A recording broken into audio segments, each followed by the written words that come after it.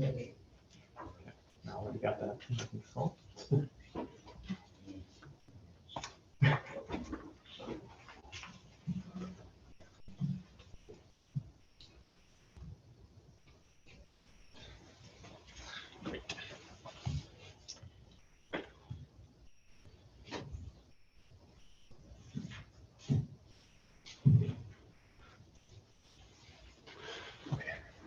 Is it?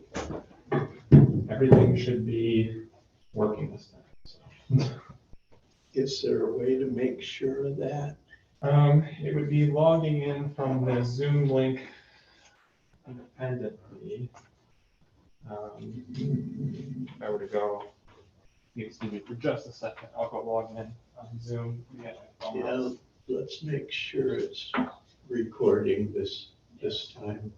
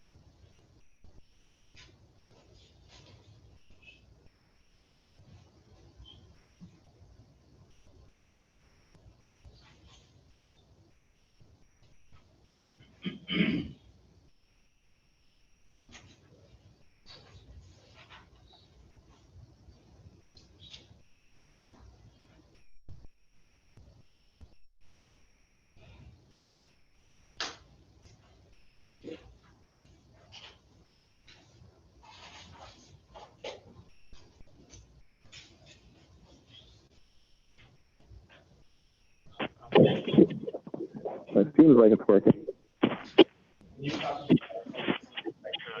Testing 1, 2, 3.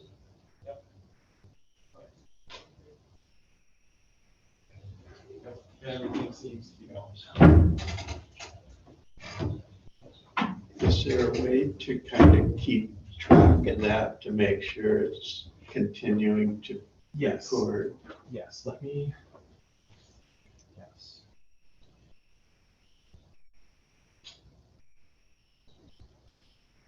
Let me call Debbie and just make sure that see if she can log in periodically just to make sure it's still working.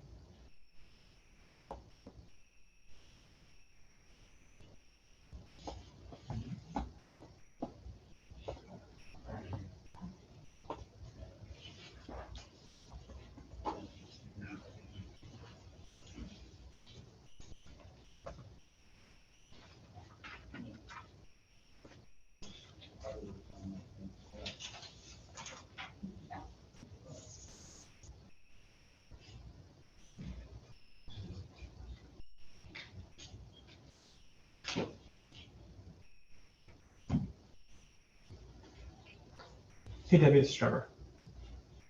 Hey, can you log into the Zoom meeting and just kind of like have it running in the background, and then just make sure that you can hear us the whole time? You would go to the city's website and the council agenda.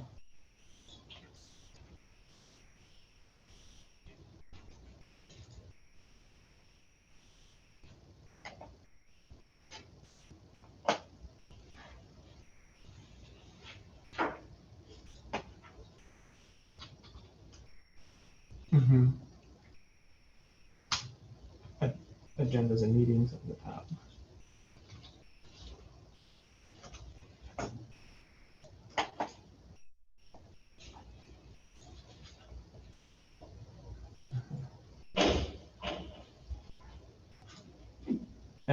Yeah, there should be like a packet in there, like a link to a packet in there. And then you can, and then there's a Zoom hyperlink. You can just open that.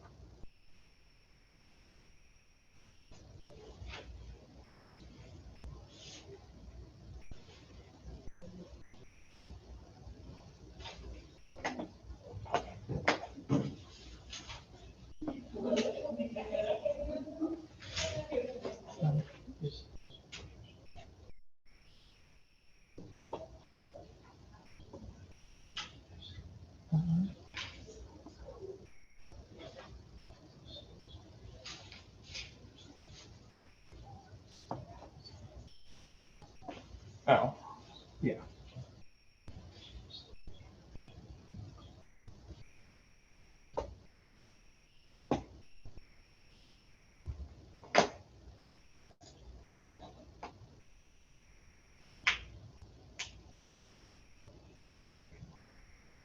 We're about to start. Yeah, well, we just want somebody sitting in on the other end just to make sure that's working.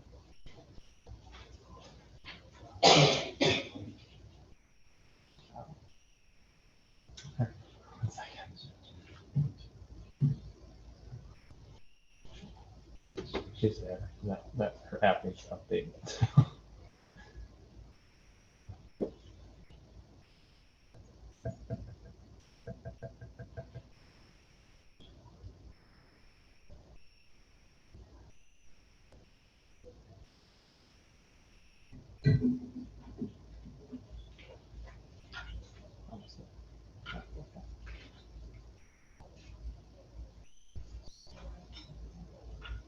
It should give you the option to open it in a browser too.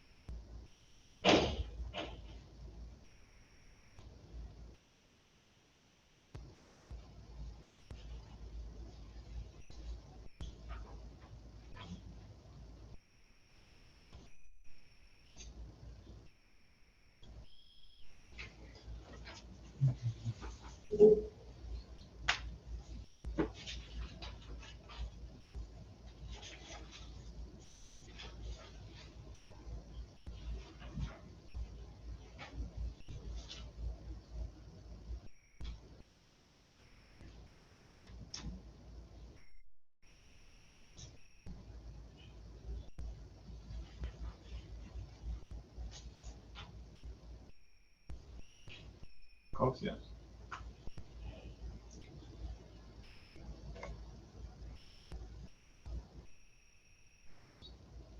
She will be joining us in just a minute. She just her Zoom app needs to update. So Can she let you know if something quits? yeah, okay. Can you just call this number or send me an email when you get in? You tell me and let me know if something's not working right. Okay, thank you. Okay.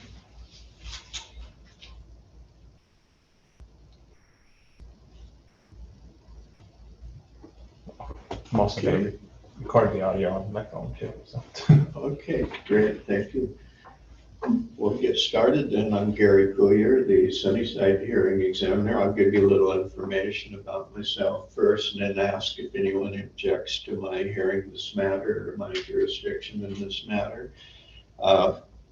I've been the hearing examiner for Sunnyside for about, I don't know, since 2007, hearing examiner for City of Yakima County since 2003, Grandview, Toppenish, Union Gap, Granger, sometimes other cities for varying periods over the last 20 years, probably, well, for sure, over 700 decisions or recommendations have been issued during that 20-year period. And I need to ask, as a legal matter, whether or not anyone objects to my hearing this matter or my jurisdiction in this matter. Anybody object, just raise your hand. Okay, if not, we'll go ahead. Now, this is a redo because unfortunately, and I'm very sorry that the audio recording did not pick up the testimony in the previous hearing, even though it was 3.5 hours long. And the court cases in Washington say that a decision, in this case it would be by the city council, would be invalid if there's no verbatim record for the city council to review, for myself to review and issuing the recommendations in this matter. And if the city or the applicant or any parties opposed to whatever the city council decides appeals to Superior Court, that court would have to return it back to hear it again. And that could be months, possibly even more than a year down the road. So it's better. The positive thing is that it's better to have caught that flaw in the proceedings early at this stage to maybe delay the city council hearing it by a month or so, and rather than months and months later on if it were discovered down the road. So anyway, the procedure will be as usual in hearings of this type, that first the city's Director of Community Economic Development, Trevor Martin, will present the staff report and recommendation in this matter. Actually, recommendations, there's 3 distinct applications here, one for a short plat, 3-lot short plat, and that's coincident or corresponding to the 3 phases proposed for the residential multifamily plan development. Then there is the plan development master overlay zone application for a master plan development overlay zone to be established on this parcel. And then there is a plan development application for the specifics of the plan development that is proposed. And so regardless of what's recommended here, there's a need to have a real specific description of the proposal, not only for everyone to know what's being proposed, but also for the city council to know, and so on. So there is a detailed narrative in the record, and perhaps there are some minor changes to that. I don't know, we'll find out. But anyway, after Mr. Martin presents his staff report and recommendation, then the applicant's representative would testify. Then anybody in favor of the proposal that's not affiliated with the applicant would testify. Then anybody against the proposal or any part of it or recommending different conditions would testify. Then come back to the applicant or Mr. Martin to answer any questions or clarify any details that arose in that process. recommendations would be issued in writing with findings and conclusions within 10 business days of today's date.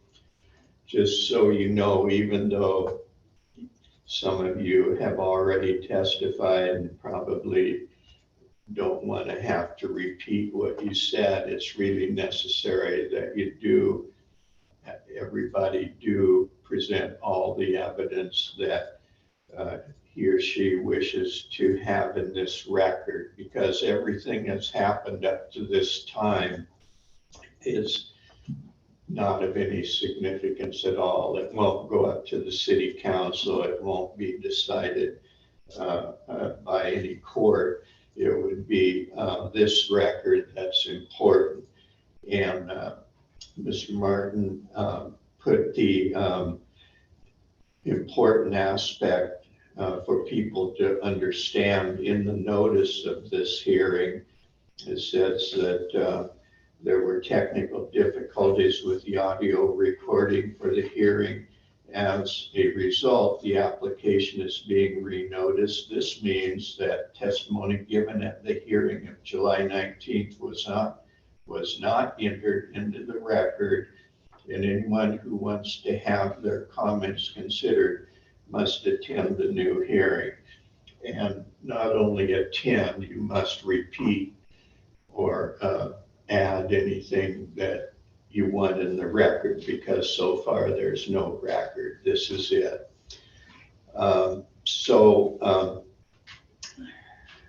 With that, I guess introduction of the matter, we'll go ahead and get started with Mr. Martin's report. Just FYI, Debbie said she can't hear us on the other line, so just told her to let us know if anything goes awry. So yeah, we don't want to do this another time. no, definitely not. Good morning, everybody. My name is Trevor Martin, Community and Economic Development Director here with the City of Sunnyside, Washington.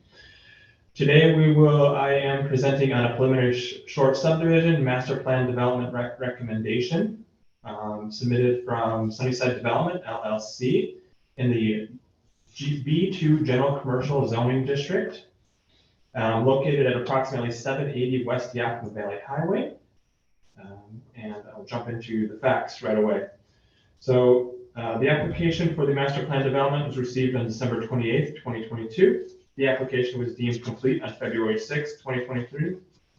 The Planning Commission initially opened the hearing on the proposed development on March 14th and continued to April 11th, 2023. At the meeting on April 11th, the Planning Commission received additional public comment, and city staff presented on the staff report in its entirety. The Planning Commission continued the hearing to the next Planning Commission with no recommendation to council. On April 24th, 2023, two members of the Planning Commission spoke to City Council about the project before any official recommendation had been placed before council. City staff also had concerns with potential ex parte contact and the appearance of fairness doctrine from RCW 4236-060. The application was moved to the hearing examiner.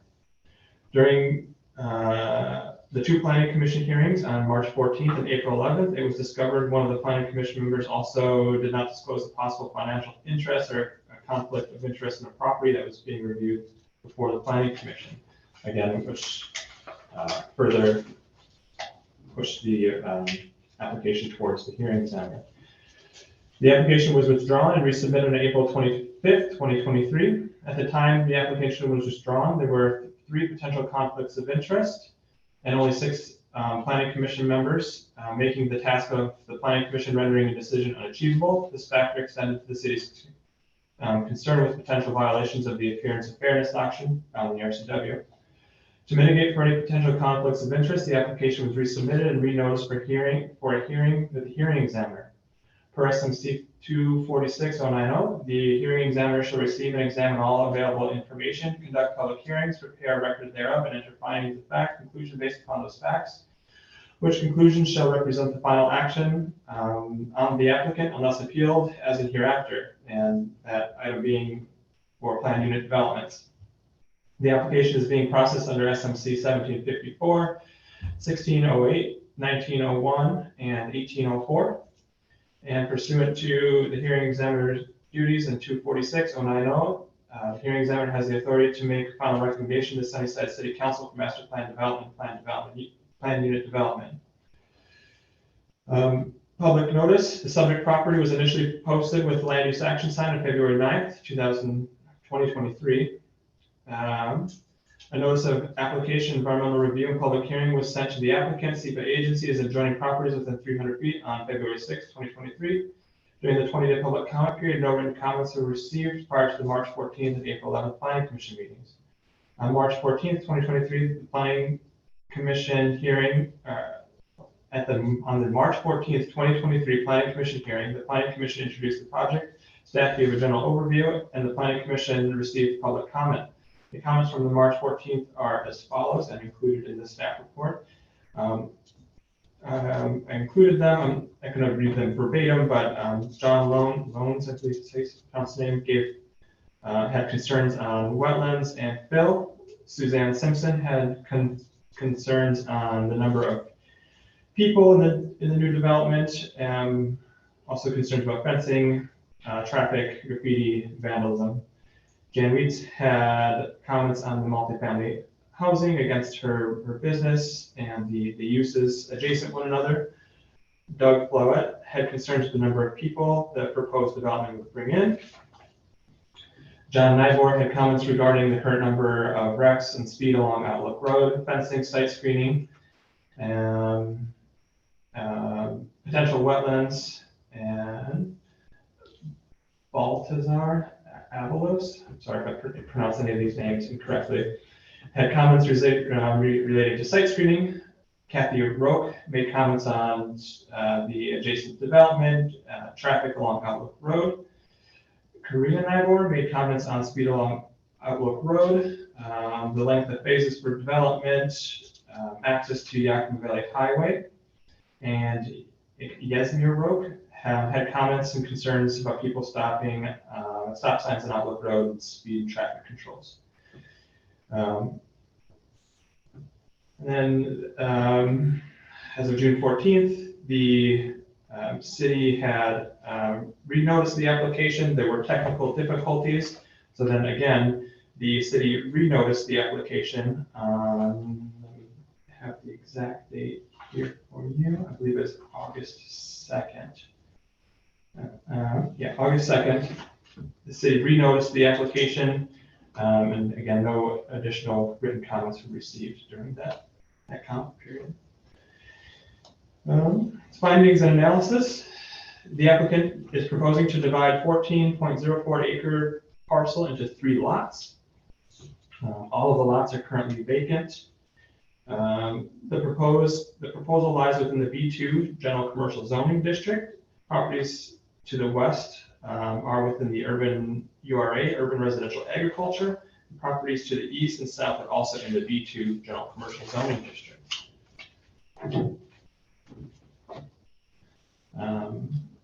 This proposal is being reviewed as a plan unit development in SMC Chapter 1608 and master plan development in accordance with SMC Chapter 1754.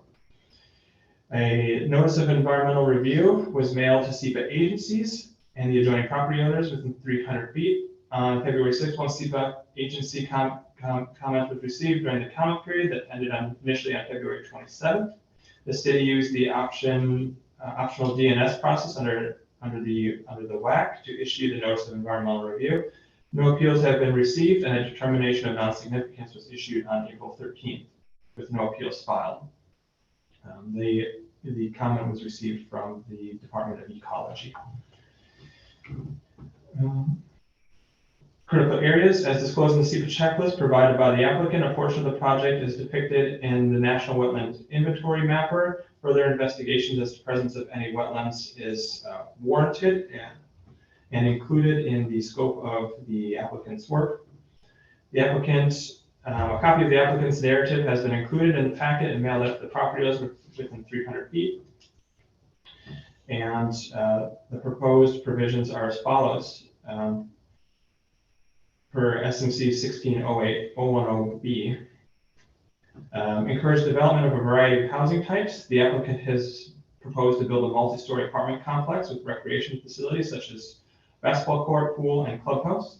Encourage the development of viable economic base that enhances the image of the city. The city is aware that there are very little housing options for market rate apartments within the city of Sunnyside. The creation of new units will help ease the burden of existing and future members of the community and will have when attempting to find a place to live within the city limits. Additionally, the 2022 comprehensive plan found in section 9 below represents several goals and policies for the creation of new and additional housing within the city. Number 3, create and preserve usable space for recreation. The proposed development will have a picnic area, barbecue area, basketball court, pool, and other outdoor amenities for the apartment. Preserve as much natural characteristics of the land. The area around the proposed site is relatively flat. The site development is required to meet the city parking and access requirements, which will create the need for parking lots and impervious area. Avoid construction hazards. There are no real construction hazards on the site. Preserve and or create wildlife habitat. SEPA was conducted on the subject site. There are no comments from SEPA agencies regarding the existing wildlife. The current area is used for keeping horses. Encourage creative design. The applicant has proposed a design that accommodates the need for housing in the city, addressing the need for different market rate units. A recent housing forecast provided by the Yakima Conference of Governments, the YPCOG, illustrates the city of Sunnyside approaching an official population of 20,000 people between the years 2034 and 2040, which is within the next 20 years. The city is going to need to continue to come up with new and creative ways to allow for a variety of housing. It's also reinforced by the 2022 comprehensive plan. Provide the maximum efficiency in the layout of streets, utility networks, and other public improvements. The proposed internal streets will be wide enough to accommodate for traffic and fire apparatus. Secondary access in the site will be required and has been provided with a proposed easement on the parcel to the south of the site. The site is primary access from Outlook Road. The applicant will be required to build their portion of the road in accordance with City of Sunnyside construction standards. This means half-street improvement will be required, complete with curb gutter sidewalk. Commercial driveway access will be required to be installed, accommodating for two-way traffic and any emergency service or utility vehicle that may need to use the property. The access easement to the south shall also meet the same development standards as the access to Outlook Road. An access easement onto the Yakima Valley Highway should be paved and a commercial access driveway should be installed. Provide a guide for developers, and number 9, provide a guide for developers, city officials who review the approved residential, commercial, and industrial developments meeting the standards and purpose of this chapter. Staff response: the application is being processed under SMC Chapter 1754, which may require the applicants and the city to enter into an agreement ensuring that all city needs are met through and after the development of the site. Number 10, encourage development of uses that will be compatible with adjacent existing uses. The existing site is vacant and the proposed development will consist of multifamily housing. There's some residential housing to the east, a fabrication and tractor sales facility to the east, and approximately 1,000 feet to the east of the site is another apartment complex and mobile home court. So there is existing multifamily within the vicinity of the site. Number 11, allow development of parcels in phases over a period of time specific in the plan. The development of the site may be phased through the development agreement or simply a request within the body of the application. The city has been accommodating to phase development. Number 12, encourage flexibility. The applicant has indicated they'll work with city requests and development conditions and implement them into a development agreement, ensuring quality design and safe facility for the future. And number 13, encourage and permit flexibility in design, placement of buildings, use of open space, circulation facilities, parking areas to best utilize the site. As mentioned before, the site is relatively flat and currently vacant. The applicant will have open space and recreational opportunities for residents. Number 7, SMC 1754-040, minimum requirements for master plan development. Starting with number 8, the range of mix and intensity of uses. The proposed project will consist of approximately 394 units over 14.02 acres, which is 28 units per acre, or one for approximately 1,550 square feet of site. Additionally, the site will contain 542 parking spaces, with 28 of them designated as accessible spaces. There are currently plans for 2 separate clubhouses, a pool, top lot, picnic and cooking spaces, basketball court. About 90% of the total site will be covered, which is 10% less than the maximum allowed in the B2 zoning district. Conceptual site layout, define the areas not suitable for development within the inclusion of setback buffers and open space. Number B, staff response, the site plan has been included in the application. The applicant has indicated they will be providing for open space, recreational opportunities through a picnic area, basketball court, and clubhouse.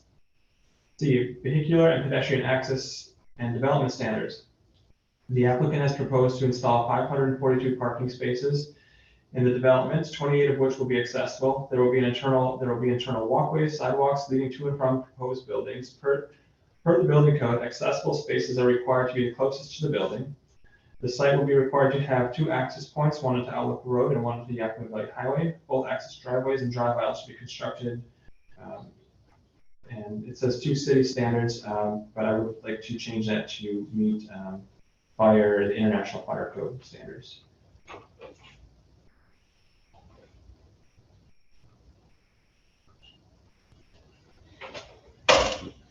Number D, proposed parking standards. Staff response, the proposed parking standard is approximately 1.3 spaces per unit per SMC 1764040 minimum parking standards. Multiple dwellings require 1 parking space for each dwelling unit. The applicant has proposed 148 more spaces than would be required for the development.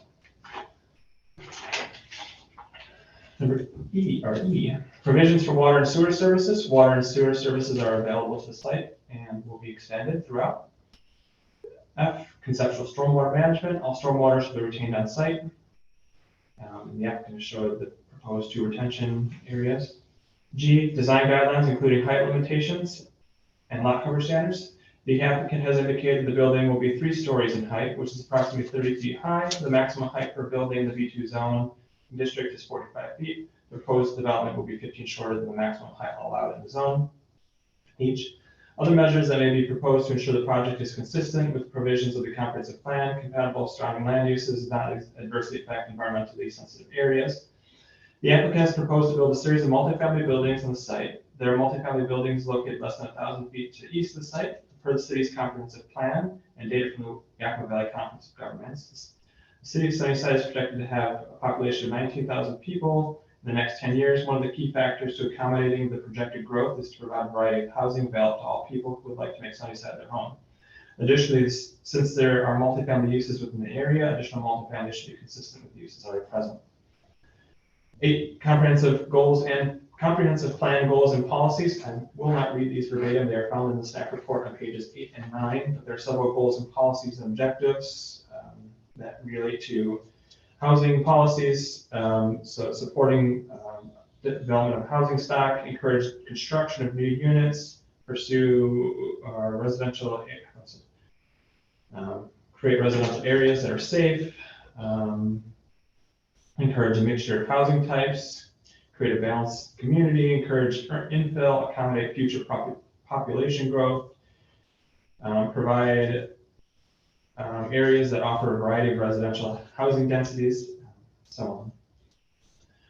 So moving on to item 9, master plan development standards found in SMC 1754070. Traffic impacts. The applicant shall prepare and submit for city review, approval, no cost to city traffic study that identifies and proposes mitigation, but is not limited. So currently, there are no plans for traffic staff response. There are currently no plans for traffic improvements in the surrounding area.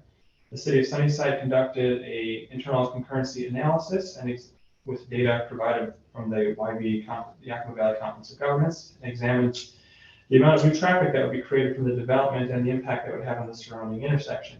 Per WAC 365, 196, 840 A through C, the purpose of concurrency is to ensure that those public facilities and services necessary to support development are adequate and that the development at the time is available for occupancy and use without decreasing service levels below locally established minimum standards. Concurrency describes a situation in which adequate facilities are available when impacts of development occur or within a specific time thereafter. Concurrency ensures consistency in land use approvals and development of adequate public facilities and plans are implemented, and prevents development that is inconsistent with public facilities necessary to support the development with respect to the facilities other than transportation facilities. Counties and cities may fashion their own regulatory response and are not limited to imposing a moratoria on development during periods when concurrency is not maintained. The level of service, or LOS, at First and YVH would be the only intersection of concern per the concurrency review. The proposed development would add trips, but the intersection would remain at an LOSD, which is not a failure and not a large enough jump to require any sort of off-site traffic improvements. And per the 10th generation of the ITE generation manual, low-rise apartments generate approximately 0.56 per trips per unit. The site is currently zoned B2. Hotels, offices, retail stores, restaurants, car lots, auto repair services are all permitted uses on the site. Standard hotels generate 0.6 trips per unit. Single-family homes generate 1 trip per unit, and an office would generate approximately 1.15 trips per 1,000 square feet of gross floor area. Shopping area would generate approximately between 2 and 4 trips per 1,000 square feet of gross floor area. The proposed low-rise apartment has a lower trip generation expectancy than many of the commercial uses in single-family home subdivision of the same size. The alternative to a staff concurrency review will be to require the applicant to conduct a traffic study, submit the results of the traffic study to the city, and require the applicant to install the recommendations outlined in the results of the traffic study. Number 2, sewer and water services. Sewer and water services are available to the site, will be required to be extended. Stormwater management shall be maintained on site, and the applicant has illustrated that on their site plan. Environmentally sensitive areas. The applicant shall identify all environmentally sensitive areas. The applicant has submitted a SEPA review, which has been reviewed by state agencies. If there are any sensitive areas on the site, the city will work with the applicant to address and mitigate for any potential impacts. Currently, no areas have been identified. There was the wetlands on the National Wetland Identifier, but a lot of that data is produced by LiDAR and needs ground truthing. So the applicant will be working with the city on ground truthing that. General commercial B2 development standards. Maximum lot area, none. Minimum lot width, none. Maximum height of the building, 45 feet. Maximum land coverage, no limitation. Minimum floor area, none, and there's no yard setback. And the development meets the design standards for B2 zoning district. Improvements required. The city, these are included on pages 11, 12, 13 of the staff report. I'm not going to read these all verbatim. I'm just going to read the staff responses to much of this. The decision requires that the design and engineering plans for the proposed private road be reviewed and approved by the city prior to grading and construction activities. The decision conditions that the construction of required improvements meet city standards as approved in the design and engineering plans. And I'm going to change city standards and to International Fire Code, the IFC standards. All as-built in Yakima Valley Highway and Outlook Road shall be submitted to the prior before the issuance of a development permit. This decision conditions the private road serving the lots to be built to International Fire Code standards, IFC standards. This includes the construction of appropriate street widths, curb gutter sidewalk, and curb gutter sidewalk. The applicant's portion of the street on Outlook Road should be constructed for the city's construction standards, and a paved commercial driveway approach should be installed along Outlook Road and Yakima Valley Highway. The owner of the parcel to the south has agreed to allow development and access easement through the site. This easement shall be paved and constructed per city standards. Sunnyside Sewer and Water is located at Yakima Valley Highway and Outlook Road. The applicant shall connect to these services. This decision conditions that domestic water and fire protection systems be installed. This decision conditions that drainage system to be designed and installed. This decision conditions that all new utilities be placed underground. The utility easements for the subdivision allow for franchise utilities. Subdivision is located within an irrigation district and the proposing 10-foot irrigation easement along the private road. This, number G, no buildings or structures except facilities may be permitted to construct in any utility easements, and this standard will be reviewed at the time of building permits. Streetlights. The streetlights installation is not required for the subdivision. Sidewalk installation is not required for the proposed internal private road, but is required for the applicant frontage along Outlook and Outlook Road. Improvement to flood inundation. The proposed subdivision is not within identified flooding, inundation, insufficient drainage, or swamp conditions. Now, in conclusion, the proposed master development is consistent with the goals and policies of the comprehensive plan. The applicant may enter into a development agreement with the city of Sunnyside pursuant to WAC 365-196-845-17, ensuring all policies and conditions of the proposed development are met. The main purpose of the development agreement will be to address project phasing and to mitigate for any potential wetland or wetland buffers that may exist on the nearby property. The preliminary plat complies with the general requirements of the city. The proposed preliminary plat has primary access via Outlook Road and the Yakima Valley Highway. There's affected streets have sufficient capacity for this proposal, and there's adequate site distance and spacing from intersections. The proposed plat serves a public use and interest provides the possibility of creating new additional housing in the city of Sunnyside. Given the proximity of the site in relation to public facilities and potential presence of wetland, the proposed application on the subject site meets the definition of a unique community asset under SMC 1754-020. And number 8, preliminary subdivision complies with the goals and objectives of the comprehensive plan, the intent and purpose of the B2 zoning district with the master plan development overlay, the provisions of the zoning ordinance, subdivision ordinance, and Title 12 development. Number 9, the applicant has provided a preliminary site plan illustrating the proposed layout and configuration of site development to include ingress, egress, conceptual, internal circulation, configuration, building placement, recreation, and the ability of the site to accommodate parking requirements to retain stormwater on site. Recommendation: based upon the approved findings, the City of Sunnyside Planning Division hereby recommends approval with conditions the requested master plan development overlay, and short subdivision application subject to conditions listed below, in accordance with SMC Chapter 1604, 1608, SMC 2.46.099, and Chapter 1754. So, conditions. Prior to the finalization of the subject short subdivisions, the following conditions must be completed within 5 years of this decision. Please note that this decision, including the following conditions, findings, and time limits pertains to the short subdivision and master plan development and does not include timelines associated with other permits, for example, building permits. Subdivision conditions. Cultural resources survey may be conducted on the site. If not, an inadvertent discovery plan shall be submitted to the city. The short plat shall be legibly drawn and include the following items: the entire lot or parcel consulting the applicant's land, tax numbers, names of recording numbers of all contiguous subdivisions, lot corners, lines and markings, location, size, purpose, and nature of existing roads, streets, rights of way, and easements adjacent.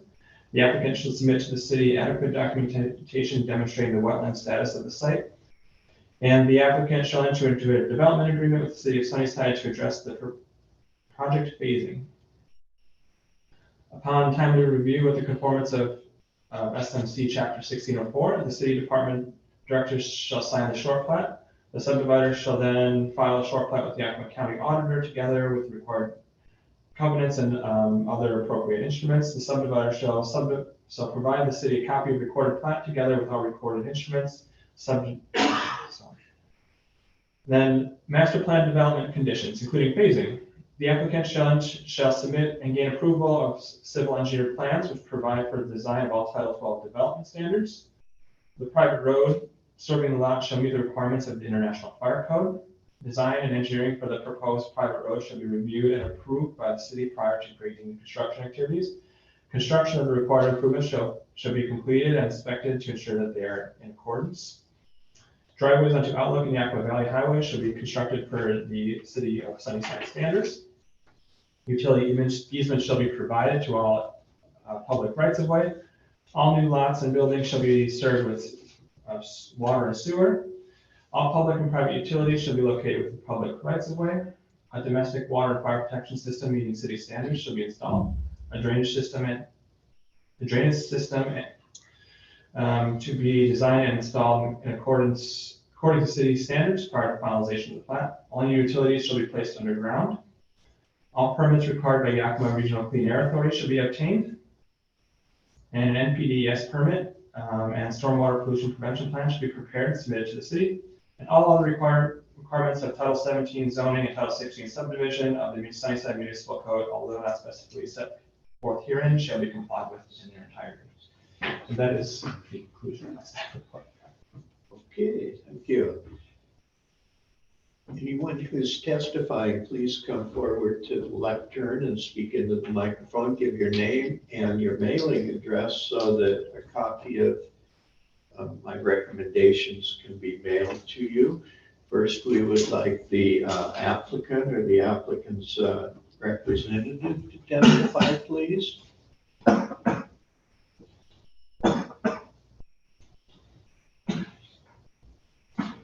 Hello, I'm a little short. My name is Emily Weimer. Say that again. Emily Weimer, Would Weimer.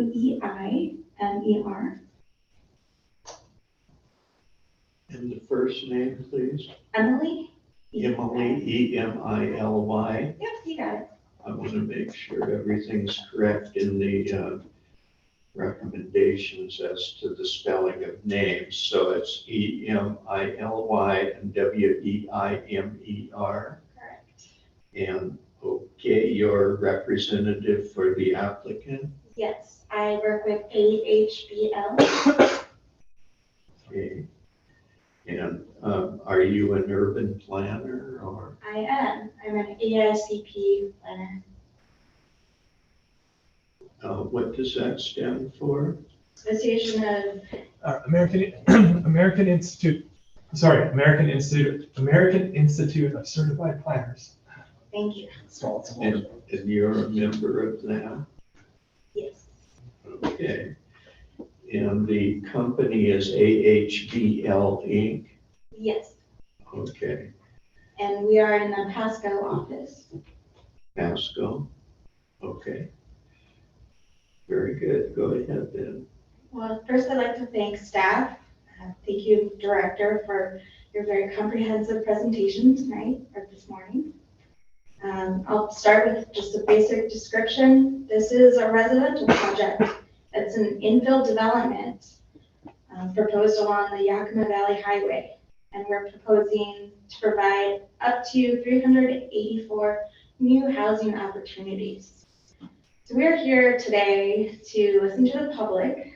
There's a lot of members here. Try to ameliorate some of those concerns that the public may have. I do a lot of work with jurisdictions around Benton and Franklin counties, so I'm often in Mr. Martin's seat, so I'm very familiar with the public concerns on projects like these. Some of the highlights of this project are we are proposing phasing. There is that wetland mapped on the property that we are working with. I like to highlight that adequate facilities and services are available to serve the property.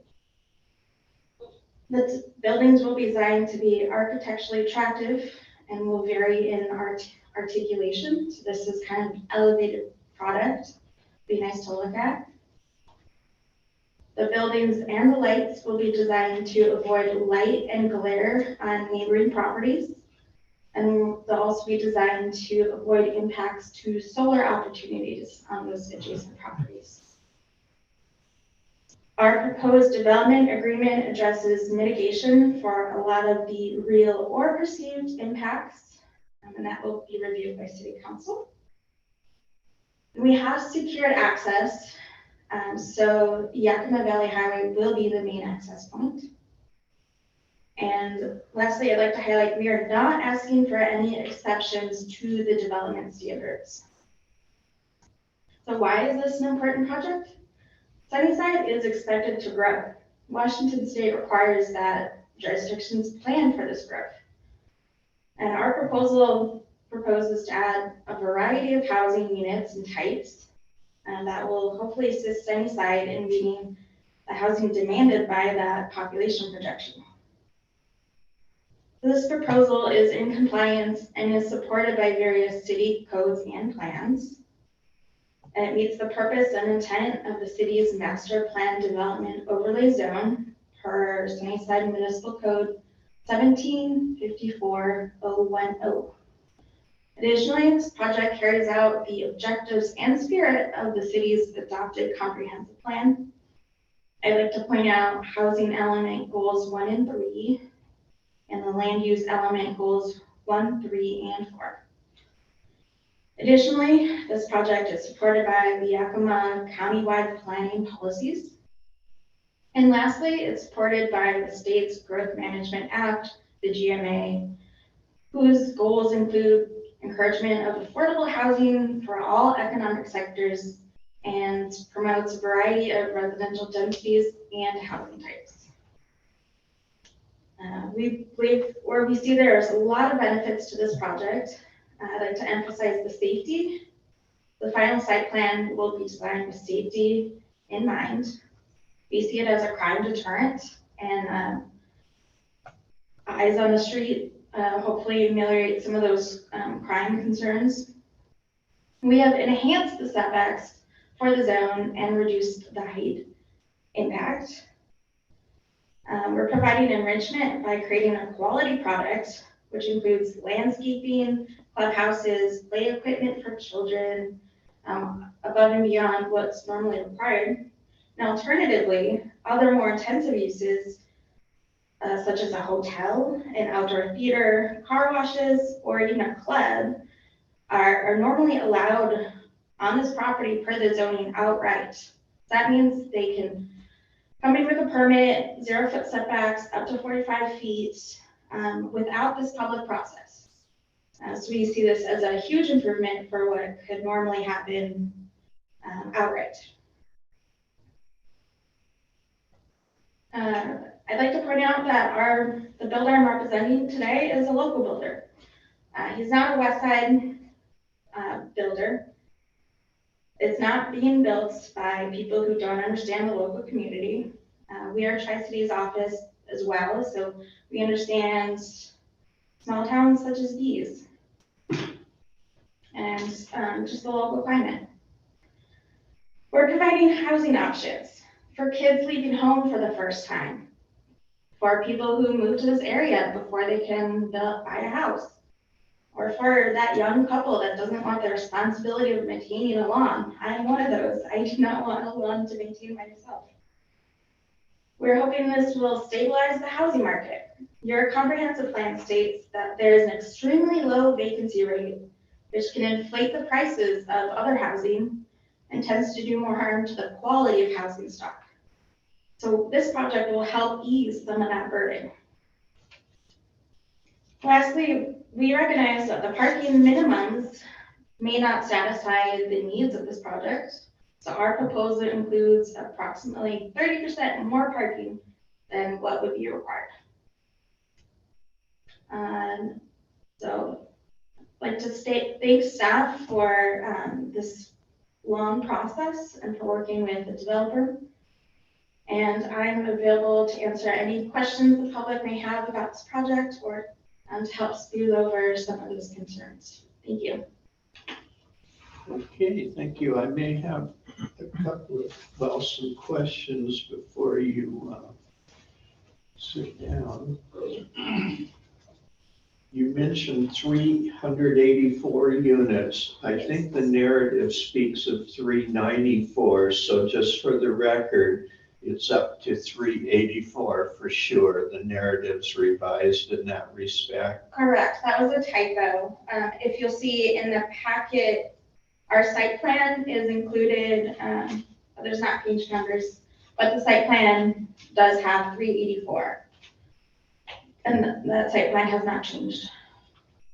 And as far as the size of the parcel, the assessor's information as well as the staff report says 1,404 acres. The narrative says 1,478, which is about 3/4 of an acre more. Is the narrative site acreage by determined by a survey or some sort of accurate determination of the acreage there? Correct. So we surveyed the parcel and we came up with 14.78 acres. Okay, so if the units are 384 and the acreage is 1478, then that'll increase the number of parking spaces maybe from 1.3 to 1.4 spaces per unit. Just depends on the math, how that works out. It's totally mathematical there, but you're reducing from the narrative and what the staff report computed the density of the proposal and the parking spaces per unit. We're increasing the acreage, reducing the number of units from what was in the narrative. So probably the other mathematical determinations would be changed a little bit, correct? Yeah, we calculated approximately 1.4 stalls per dwelling unit. Okay. Let's see here. Has there been any change in the narrative itself since the July 19th hearing that you know of? Is that still basically the same with the changes we've just talked about? We have not changed the project since July. I'm not as familiar with the narrative, but the site plan is correct and that has not changed. And that's up to 28 buildings, residential buildings. Let's see. That was what it was before, I I think. believe 28 is the correct number. Yes, 28. And A lot of numbers to remember. okay, and the just so every little detail is correct for the council, the pool that's referenced is a swimming pool as opposed to a wading pool or a Correct. hot tub. Yeah, a swimming pool. Swimming pool, okay.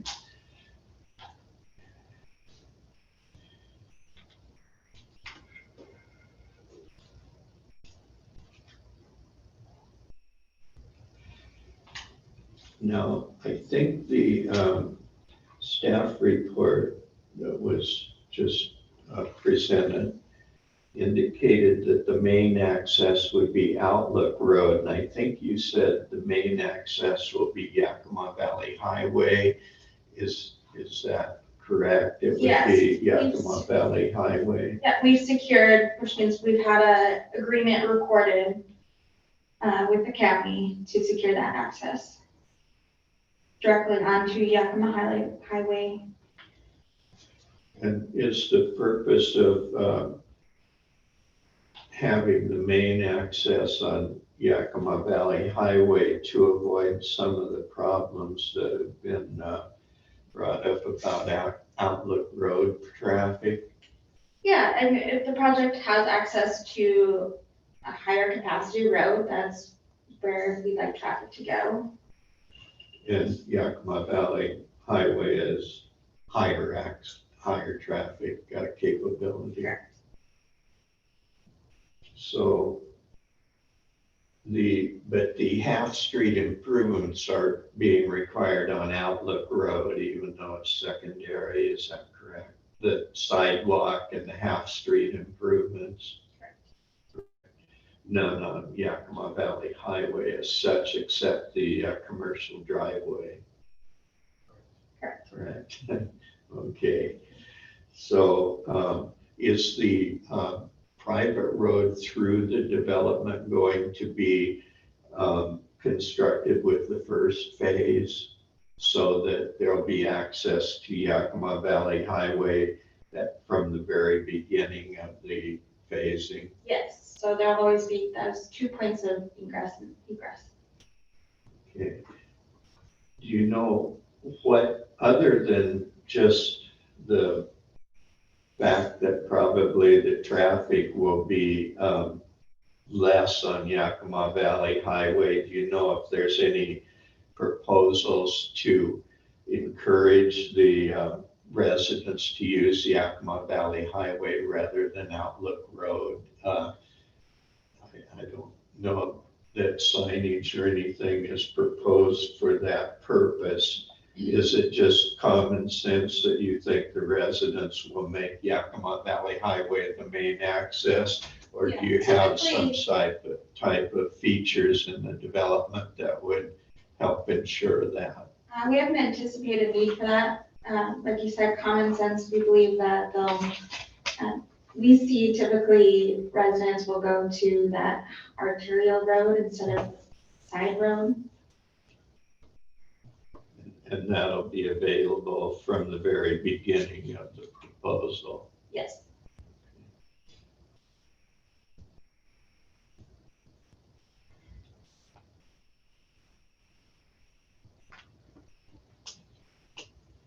Now, you know, I suppose, and again, I'm not sure what was decided or how it was decided on the concurrency review.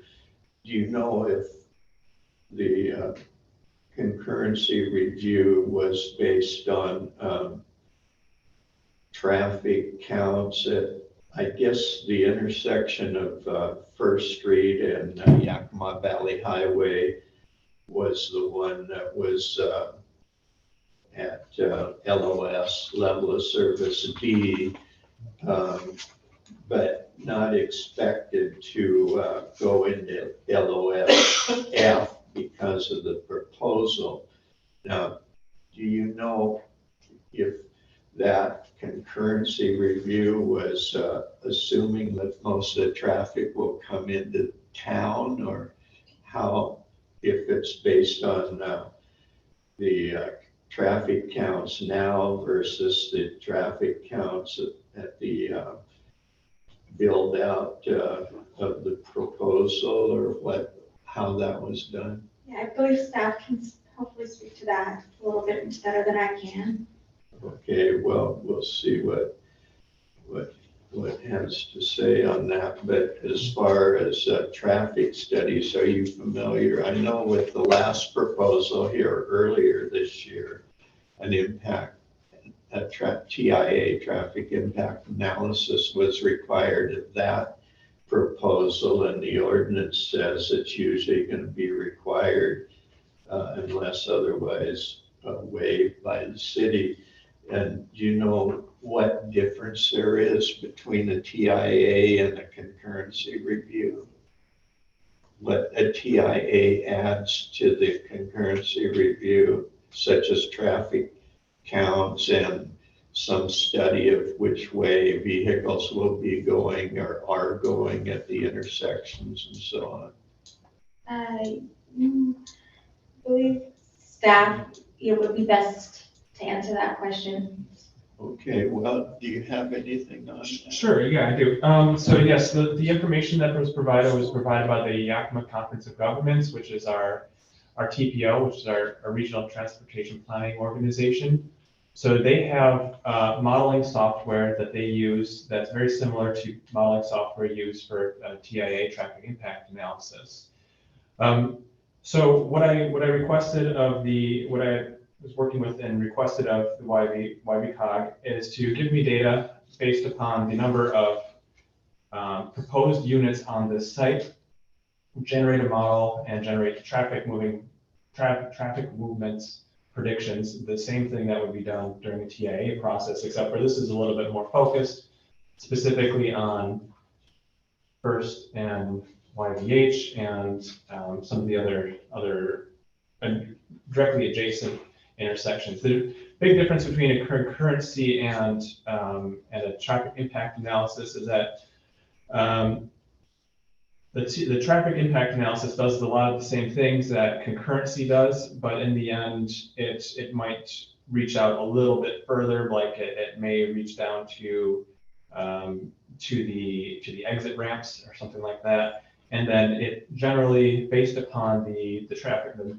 new movements and the level of service, the level of services that are disclosed that come through the study, it generates a series of recommendations based upon the decrease in level of service at adjacent intersections.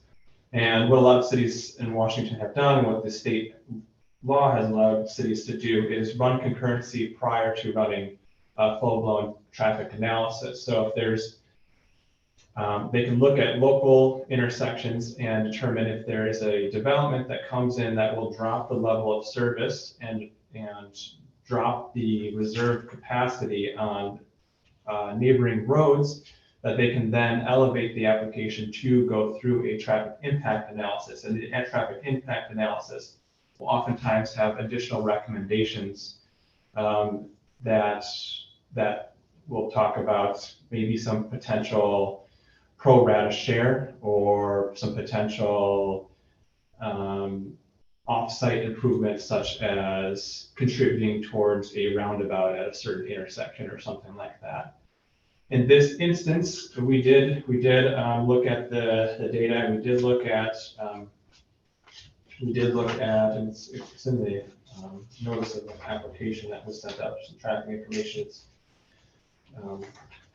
to interpret. But we did notice that beginning at this site, that there were that most of the traffic that would be generated from this site would travel south towards the Yakima Valley Highway and head along Yakima Valley Highway into Sunnyside. I don't think it got into the exact detail of the left and right movements out of the site specifically. I think it more or less looked at the impact of intersections that are adjacent.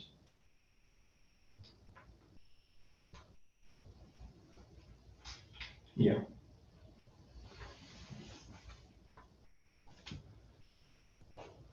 So you say the modeling of YV-COG also looked at other intersections, like maybe Spoon Road and Outlook Road. Most of that traffic probably would come from the west and turn right on Spoon Road, and then probably maybe left on Yakima Valley Highway. Did the modeling go into that at all, or was it pretty much just based on the additional number of trips? It was more or less based upon the additional number of trips. They do have information and additional data, because they do monitor City of Sunnyside's intersections. They do look at level of services, and they do have directional flows that are measured pretty periodically. We do have that data. I'm not sure that it is specifically integrated into this as to where other trips are coming from surrounding the site. So I more or less wanted to focus on the site itself and the generation from the site. And there's some data in the record, in the exhibits, as to the numbers for that the YV-COG modeling used or showed. Yeah. Okay.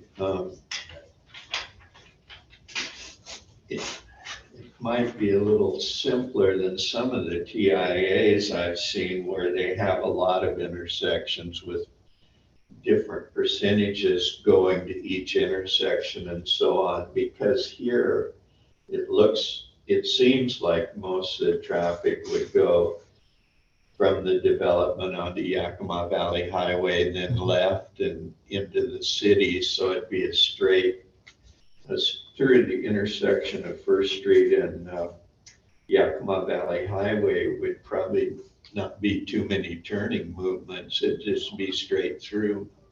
probably, and that's probably what the modeling shows. Yes, yeah, there's not a whole lot of complex turning through there. Because I want to make sure that that's a pretty thorough study. It's not just based on people sitting down with pen and paper and trying to decide whether this should have a TIA based on just a manual mathematical computation of the additional number of trips, but they actually have software. Yes, that looks yes. at it. They regularly, we have intersection model data for, they maintain it and they send it to our engineering consultants for regular adjustments to our tip. So we'll use the YV-COGS information for regular adjustments to our tip based upon level of service numbers, proposed projects, different area coordination, regional coordination with WashDOT. So we rely on those numbers pretty heavily and the studies that they generate to adjust our tip and fund public improvements. Okay. And in my past experience with TIAs, I know that usually it's required that there be a proposed improvement, like you mentioned, a roundabout, maybe someplace at First Street and Yakima Valley Highway at some point in the future may be proposed, but they usually have an estimate of the cost. And when they propose that this development is going to add so much traffic, so many trips, therefore, out of all the trips over the next 5 years or whatever, this is going to be 20% of the additional trips. Therefore, they're going to pay for 20% of the roundabout cost. Right. But without a proposed project, I don't recall ever a TIA being required where there's no way to measure what percentage contribution to what specific proposed improvement is going to be made. And that's what I understand as well. And I also understand that if we were to, at this point in time, develop a project and it doesn't come to fruition and we hold on to the developer's money, the city refunds that money to the developer with interest. So it can be a bad deal if there's not specifically a project in mind at this point in time, which I don't know that there is one. Well, there isn't one for First Street and YVH, is there? No, not at this time.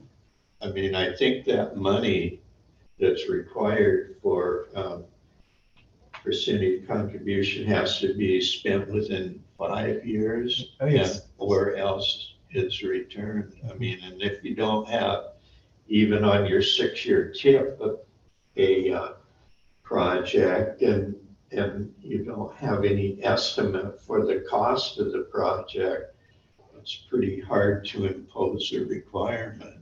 Right. On that. And what you're saying is that YV-COG modeling showed that the intersection will not be reduced in LOS at all. It Correct. won't go down. Right. Correct. And that's usually a prerequisite to having the ability to impose off-site improvements. Yeah. And I believe that if it does decrease, so if it goes from a level D to an E, the amount of improvements that would be required would be to get it back to level D and not improve it beyond what it was previously at. So. Right. That the court cases say you can't require improvement, just keep it at the level it's at. Okay, well, let's see what else I have here. Thank you for that.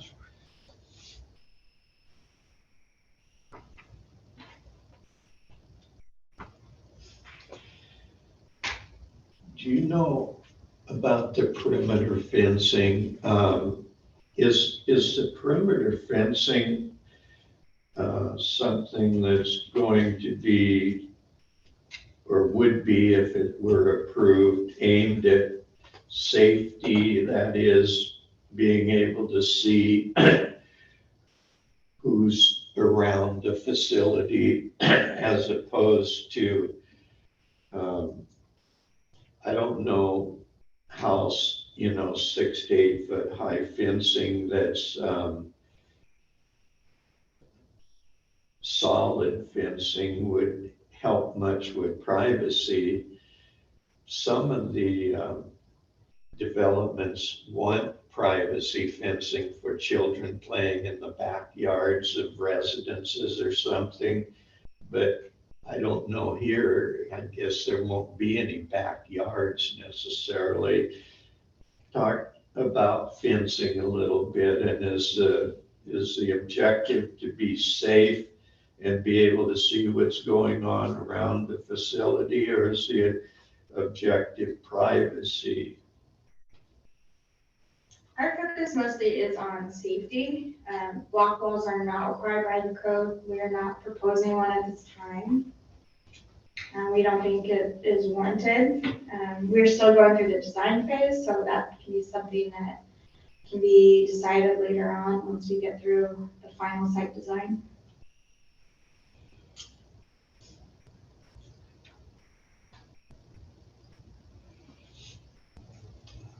Okay, so what type of fencing is proposed if safety is the objective? And, at this stage, even though you would defer some type of decision till later, what's the proposal so people know at this point? We're currently considering wrought iron fencing to make it look nice and also serve the purpose. You can see through.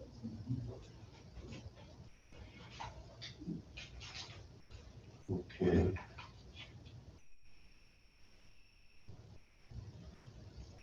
If we are proposing a commercial use or some more intensive use, then we may consider a block wall. But this is a residential unit, so we're not considering blocking views at this time.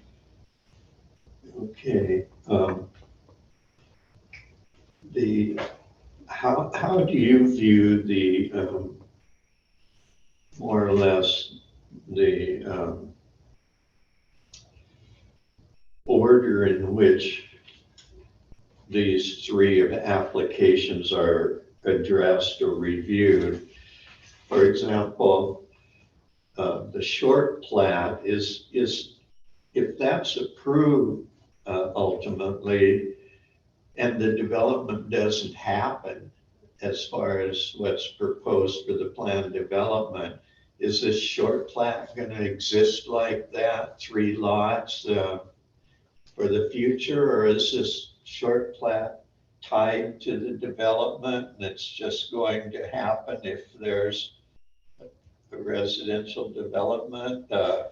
Is the order of considering these things first the short plat? I think that's talked about first in some context in the record. Then the overlay zone. Is the overlay zone necessary for this planned development to go ahead because it needs to be residential, multifamily residential, and then the details of the planned development, are those the third So yeah, Thanks. we would still pursue a short plat. I mean, it's hard to predict what happens 2 years from now, but we would still pursue that short plat. And the MPD is required because it's currently a commercial zoning district. So if the MPD overlay is not approved, then we could maybe pursue a commercial project. So there's different options, but for this project, we need the MPD overlay district in order to pursue residential, which we believe is more fitting for that area than commercial.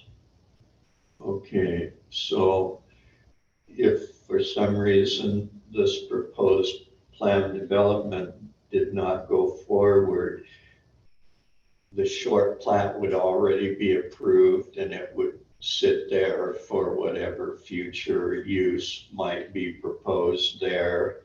because to modify that, it would require a long plat within a 5-year period if things were to change. So what you're saying is the short plat's kind of first, it would probably be approved first, and it would probably stay no matter what happens in the future as to the planned development. Yeah, I mean, future property owners could combine the lots back together without going through the long plat process. But yeah, we would have a short plat. So in that sense, it's separate. It's not tied to the development, but it's part of the master application to be a recommendation on my part and reviewed by the city council with everything else, right? Okay. And the overlay zone, if that were approved, that would stay even if the planned development is not going forward, but it may not be used if something else is proposed in the future. It's kind of separate also.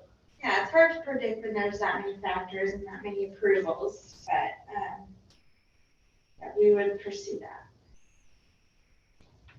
Okay.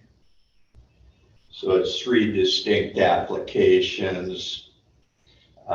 The planned development depends on the overlay zone, but not necessarily the short plat. The short plat is kind of to facilitate the phasing.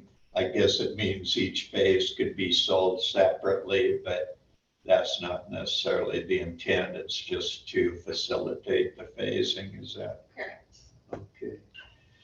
Just trying to understand exactly what's going through the applicant's mind in this and the cities as far as how this structurally works together and separately. So I think I got that now. Somewhere in the exhibits, it says that the 60-foot wide roadway easement for the private road to Yakima Valley Highway through the parcel between this parcel and Yakima Valley Highway has already been obtained and recorded. Is that correct? Correct. Been recorded at the county's auditor's office. Okay, and somewhere in the paperwork, it says that the 10-foot right-of-way added to Outlook Road on the north of the parcel has already been recorded or given to the city. Is that true? It's proposed. It's proposed, not, okay. So that extra 10 feet of right-of-way would be dedicated to the city as part of the short plat? Correct. Is that right? Okay. And that would be so there's room to put the sidewalks and sidewalk in and the half street in? Correct.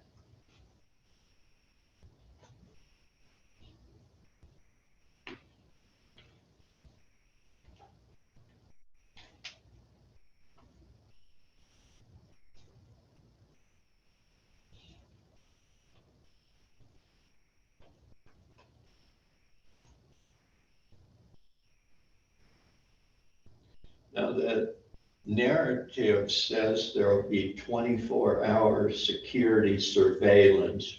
Now, does that mean cameras or personnel? Most likely cameras, but those details are not finalized until it goes to council with the development agreement.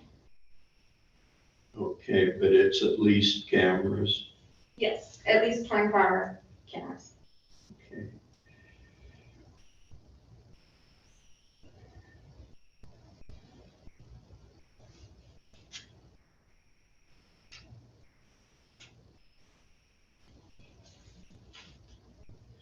Now, even though a private road doesn't require sidewalks, as I understand the proposal and narrative or exhibits, is that there would be sidewalks along this private road through the residential complex on both sides, but it would probably be separated by a grass area or some sort of area between the roadway and the sidewalk. Is that the site plan apparently is showing sidewalks along both sides of this private road, even though it's not required? Yes, even though it's not required, we are providing sidewalks in order to facilitate pedestrian access throughout the site and to provide safe walking environments for kids and people with disabilities.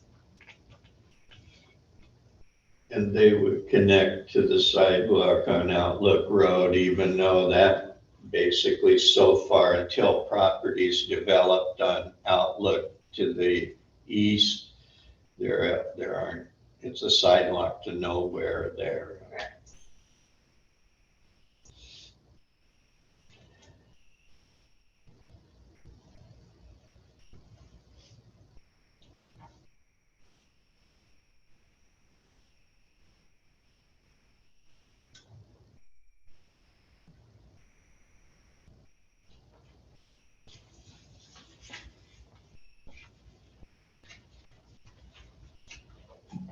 Yeah, I think I understand those details of the proposal pretty well. Is there anything else you would like to add? Thank you for your thorough review. I would like to add, under the master plan development conditions, number 9, it states all public and private utilities to be located within public road rights of ways shall be installed prior to the preparation of road paving. And we'd like that to suggest a change since we have private access and utility easement. So some of the utilities will not be in right of way, they will be in easements. Okay, let me find that, and you're speaking of the staff report. Yes, so Let the me last find page that. 16. What page is that? 16. So the master plan development conditions, number 9.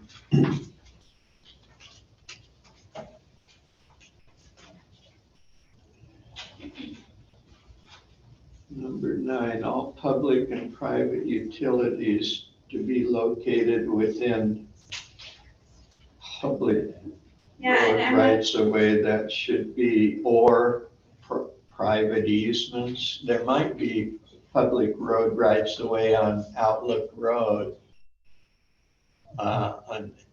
If you're coming with water or sewer from Outlook. I'd actually like to withdraw that. I misread it.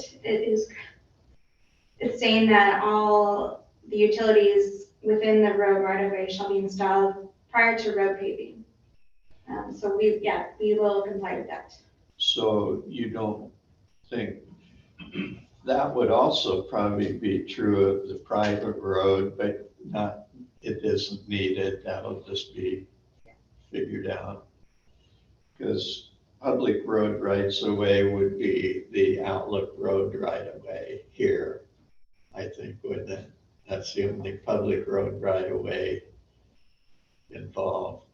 But yeah, we will comply with that. And that's prior to preparation of road paving, so that one thing I was looking at when I read the staff report, I'll ask you about on page 11 in the bottom of the page, it says at all as-builts in Yakima Valley Highway and Outlook Road.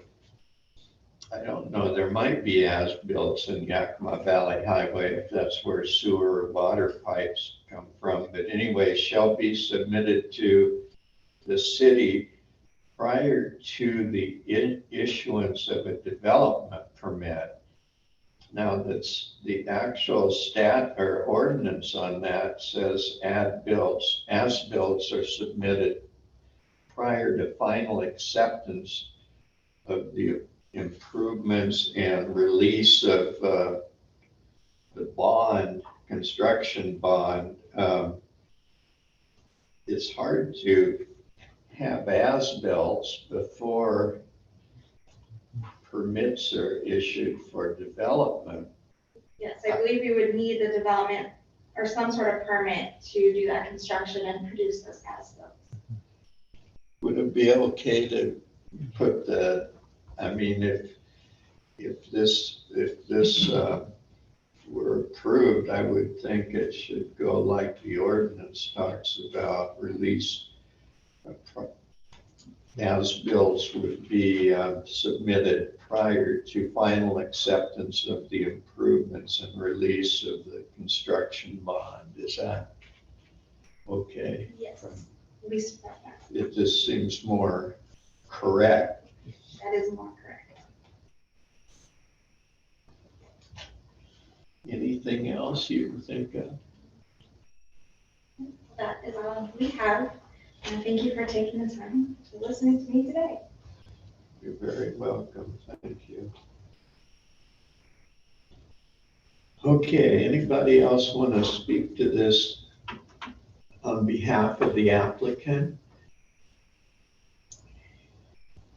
Anybody want to speak to this in favor of it, even though they might not be connected with the applicant?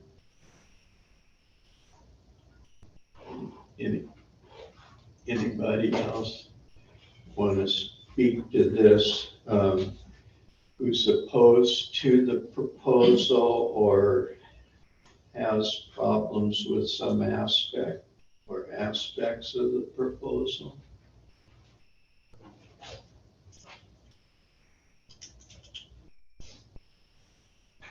Good morning. Morning. Thank you for your time. Good morning, staff. My name is Britton Moore, BRITTANMOORE.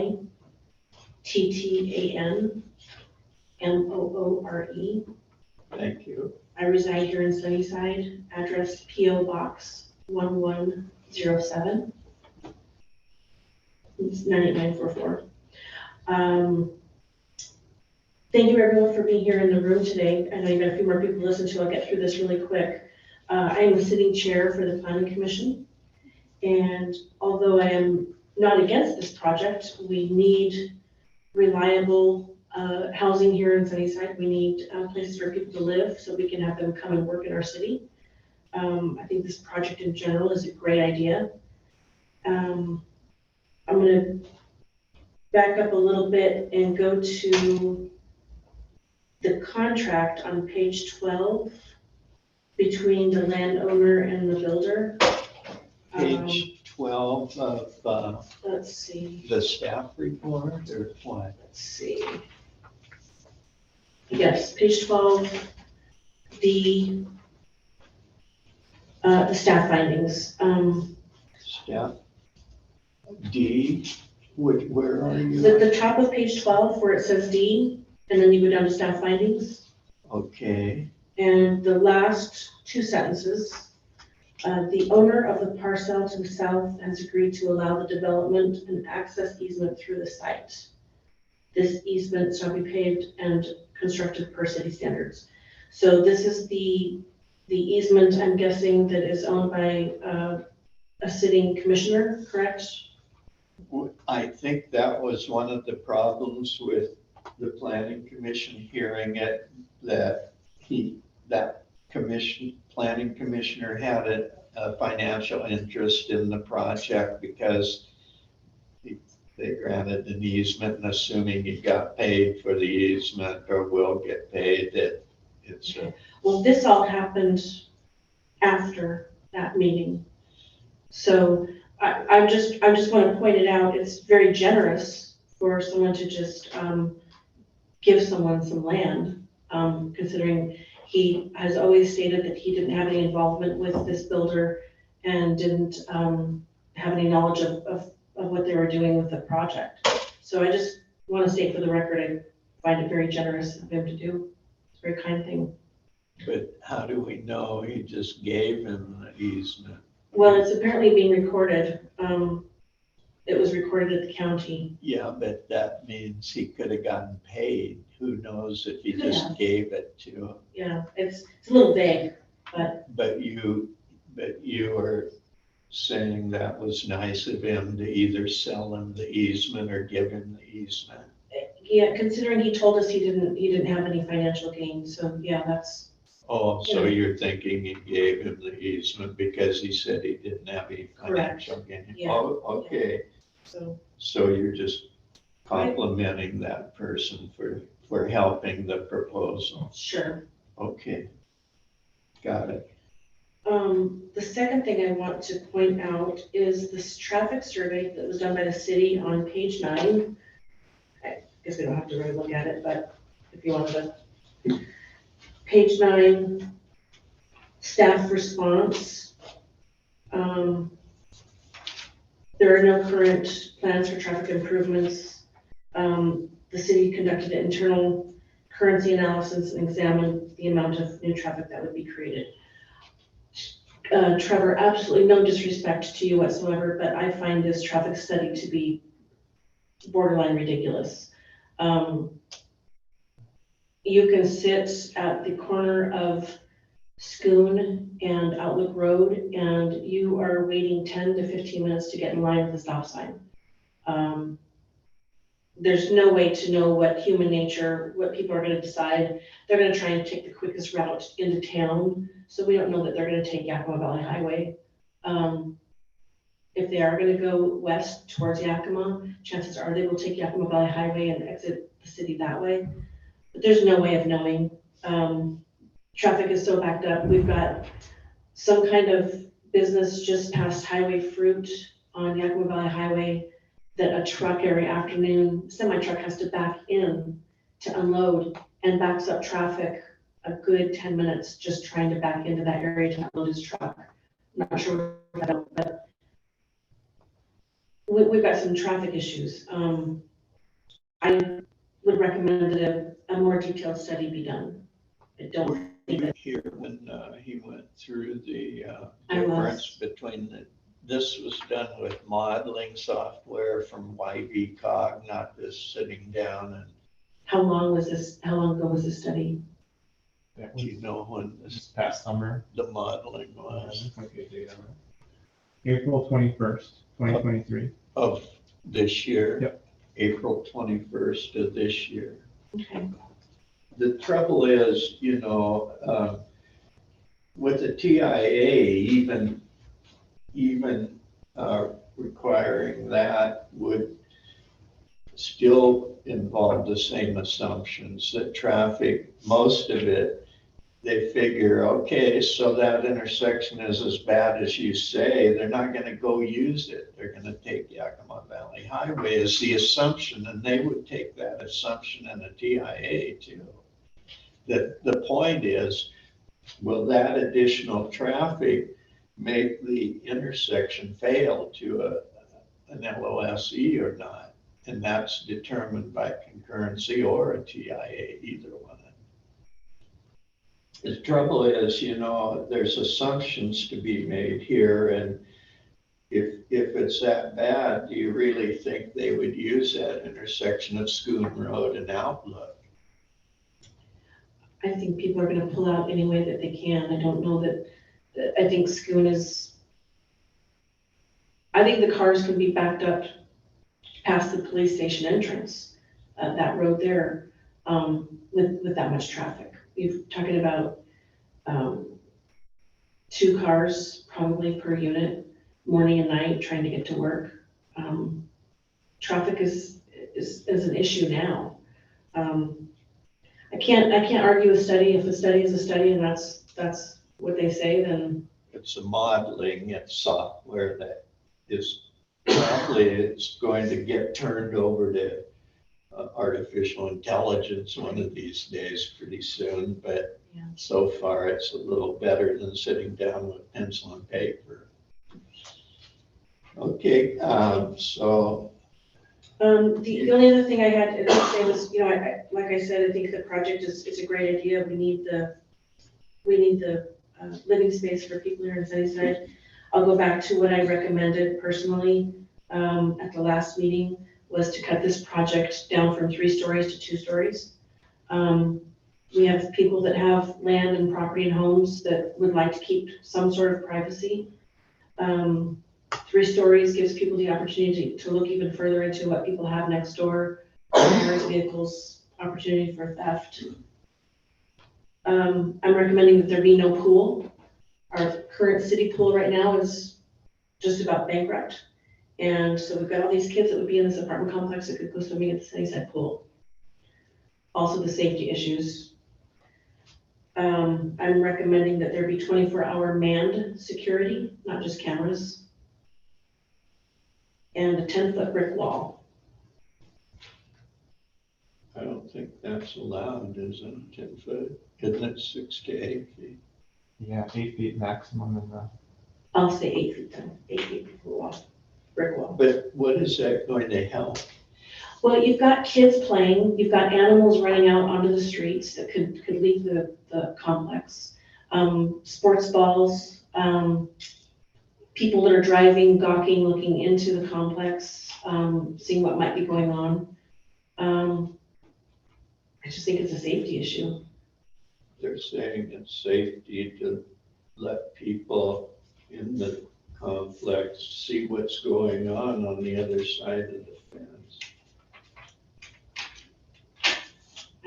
That's what, I guess there's 2 sides to that coin, because I don't know what's more safe. It just seems like the wall or the fence, even if it's cyclone with slats in it, is usually for privacy of like single-story homes with backyards that children play in. But even with 2-story units, that isn't going to help privacy. Well, we have a low-income housing unit just across from the police station that's got is an 8-foot brick wall. A lot of our Aho homes around here have a 6-foot fence, wooden fence around them. I think with that many kids in one area, having a solid wall is important. They won't be able to go through the ornamental wrought iron fence they're proposing either. So, I mean, and there's no street on each side, on the west or east side of this, or even on the Yakima Valley Highway side. It doesn't abut the highway there. Maybe along Outlook Road, there would maybe be, as long as you don't want children getting onto Outlook Road, that's for sure. But how do you think a wall? See, the wall on the one to the east is along Yakima Valley Highway, isn't it? So the east would be against the multifamily that has the wall there on the east of this site. No, there's a property separating those 2. But the wall that I'm talking about that the low-income housing faces Yakima Valley Highway. That's what I mean. It's adjacent to the highway. This isn't adjacent to the highway. There's a parcel in between this site and the Yakima Valley Highway. Okay.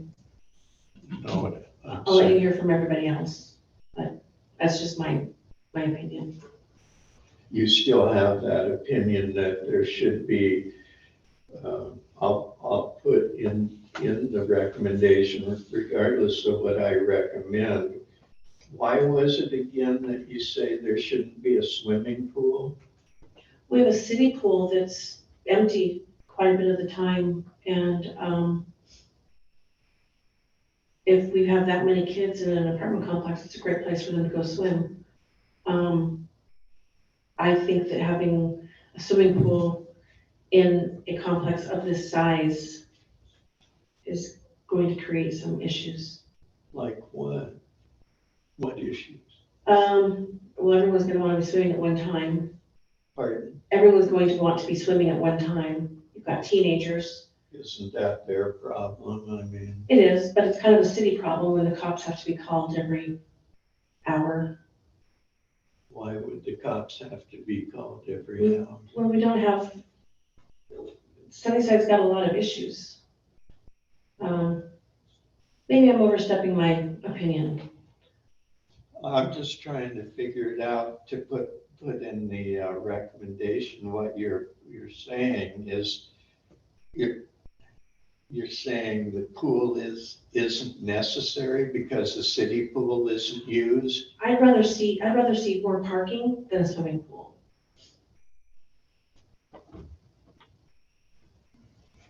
Okay. Because people are gonna be fighting over parking spaces at Thanksgiving, Christmas, birthday parties, 4th of July.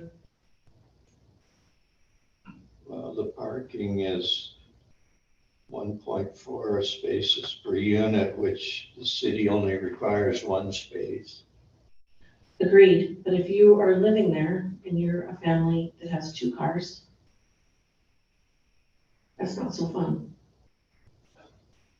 Yeah. I don't have 1.5 cars, I have 2. Yeah, the people that decide to live there know what the situation is. I just want to make sure I understand where you're coming from because, your ideas are important, especially being on the planning commission. And I'm sure the city council will value your opinion and it'll be something they'll look at carefully. So you have 4 points: cut the project 2-story, no swimming pool, 24-hour manned security. And what was the 4th one? I'll just say 8-foot brick wall where necessary. Maybe it doesn't have to be on the sides, it's not important, but Okay, so we're kind of thinking that might just be on the Outlook roadside there, because there's no streets on the east, west, or south sides. Okay, 8-foot brick wall on Outlook roadside. Got it. Anything else you want to say? And I appreciate you repeating your testimony because this is the only record that's going up to the city council. Even the prior testimony before yourselves and so on, just at most would be hearsay. There's some record of a summary in the staff report, but it's really not part of the testimony for this matter. So thank you for coming here and repeating what you've already said. I'm sorry you had to do that. that's okay. We appreciate your time in doing this. Everybody's here to better the community, so thank you. Thanks, Trevor. Well, thank you. I appreciate your service to the community. That's very, very, I'm quite sure, time consuming. Are we okay on the record so far? So far, so good. Okay. What else do we have here for testimony? Who would like to go next on this?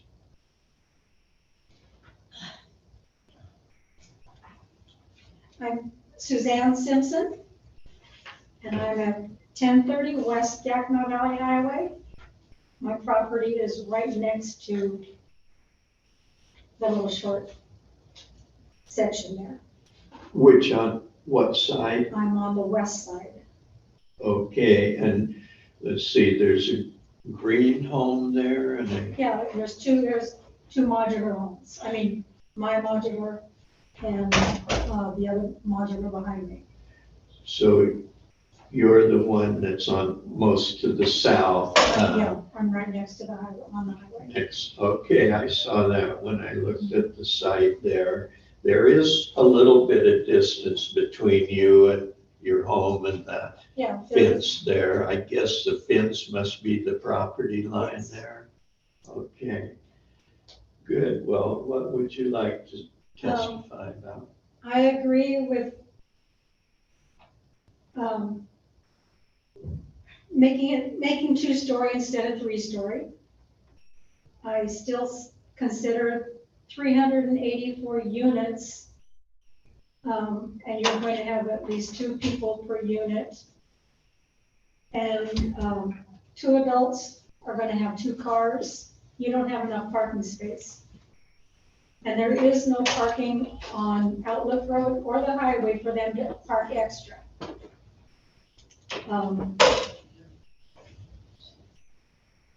And chances are, if they've got a teenage, there's going to be 3 cars per unit.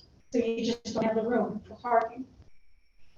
So I'm suggesting cutting down the parking unit or the amount of units. I'm not sure how, but not 3-story and not 384. The fencing, we are, that whole property line on the west side of the complex, if you have an open wrought iron fencing, toys will get through. How are those kids going to get their toys? There's a pasture there. There's no way to pass it through. Animals, small animals will get through. And there's a pasture, like I say, and there's no privacy for us from them. I mean, we aren't right on top of them, but there is enough that things will get through that wrought iron fence. And, unless you want the kids to climb the fence to get through.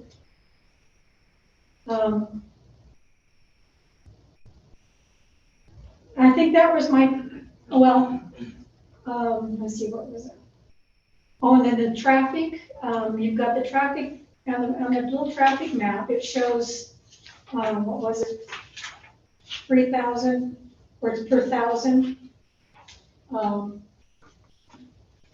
The traffic between Outlook between Schoon Road and up to a certain point is about 7 times the traffic from that point to Maple Grove. So you're going to add another 542 cars going daily in that area. And then from the highway, it's only double the amount from First and Highway to about halfway through, and then from halfway through to Maple Grove, it's only, what was it, 360 per 1,000, so it's only twice as much. So you're Where are you looking at? I'm looking at this traffic map that was given. If you're looking from Schoon Road to about halfway, and halfway to Maple Grove. Halfway to Maple Grove, you've got 31 to 33,000 cars per whenever, what it is. But from Schoon to about halfway, it's 217 to 193. So it's 7 times the traffic from that first half is about 7 times the traffic than the last half. And then you're going to be adding cars to that first half of of the road. So it's got more traffic on the first half than it does the second half between Schoon and Maple Road. And you're going to add more cars that way. And common sense is a rare commodity. So common sense is they're going to go anywhere you can. You don't think the cars will go where the least traffic is? No, I don't. So that's all I've got to say. Thank you for listening. Well, I appreciate your testimony. Thank you. Who else would like to testify?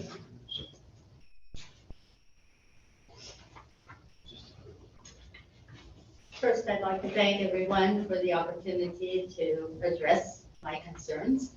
I'm Jan Waits, that's Jan, and then Waits, W-E-E-T-S. Oh, sorry. And I'm the property to the east, which we recently just constructed a machine shop there and have trucks coming in and out and a lot of activity lately.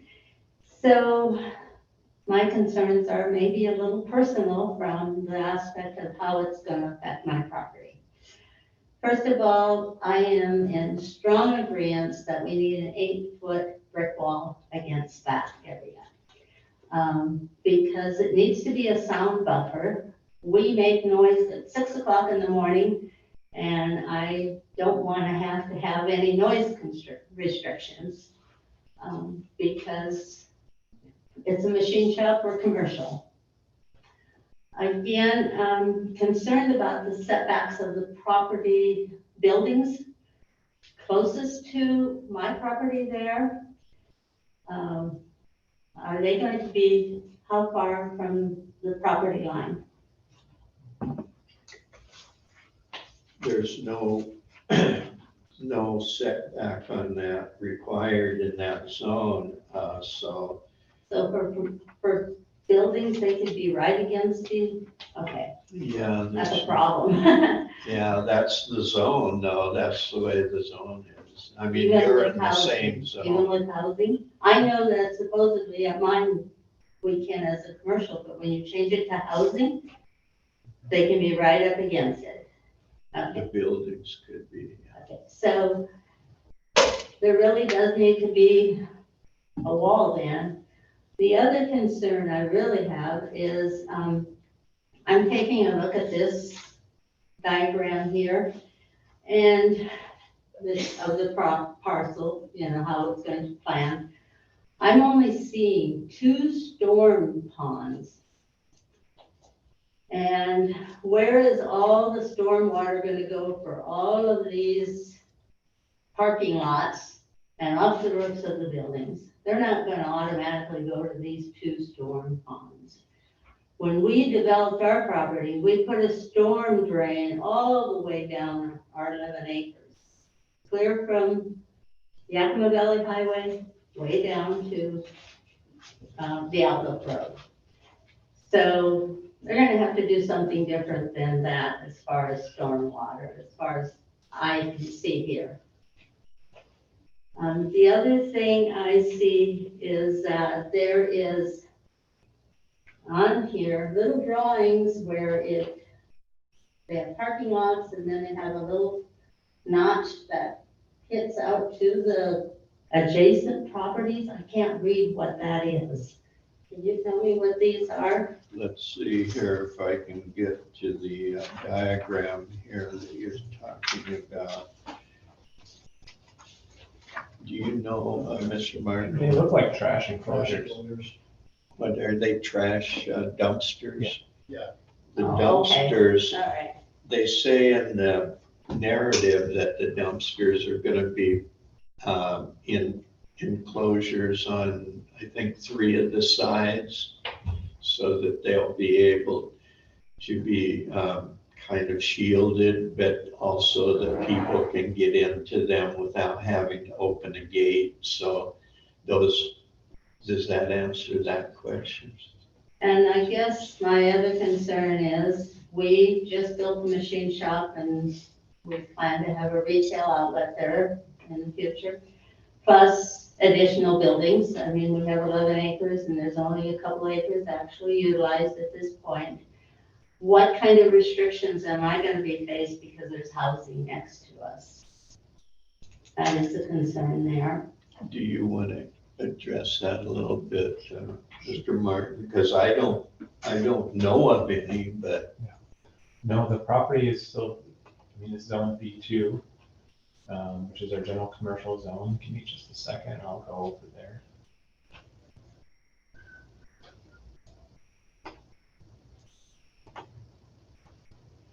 So permitted uses in the B2 general commercial zone.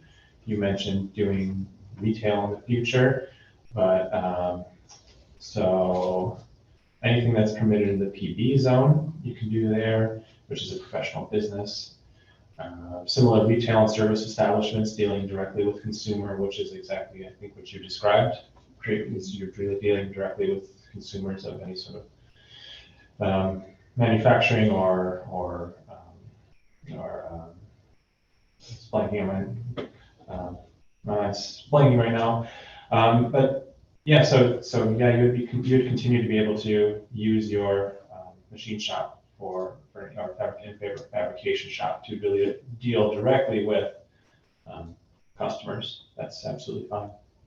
Okay, and I guess I'm concerned about the handling of noise complaints. Along with, I'm sure everybody else has a concern about the traffic. It doesn't really impact me at that point, at this point actually, but when you do have a detailed traffic study, an internal traffic study, can we get a comprehensive plan of that? Yeah, if that is a condition to do a traffic impact analysis, yes, it'll be made publicly available. Okay. So I guess the biggest concern right now is that wrought iron fencing will not do because of kids and our manufacturing right next to it. It's, like you said, if the ball goes over the fence, they're gonna try and get it, maybe crawl under the fence, whatever, but I think it'd be safer if there was a block wall.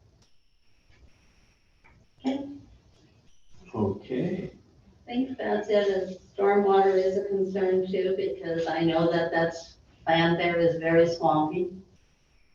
So, and I'm sure they're gonna have to add some fill dirt in the area, but that's gonna be their problems, All right. Okay, thank you. yeah, no, thank you very much. Who else would like to testify?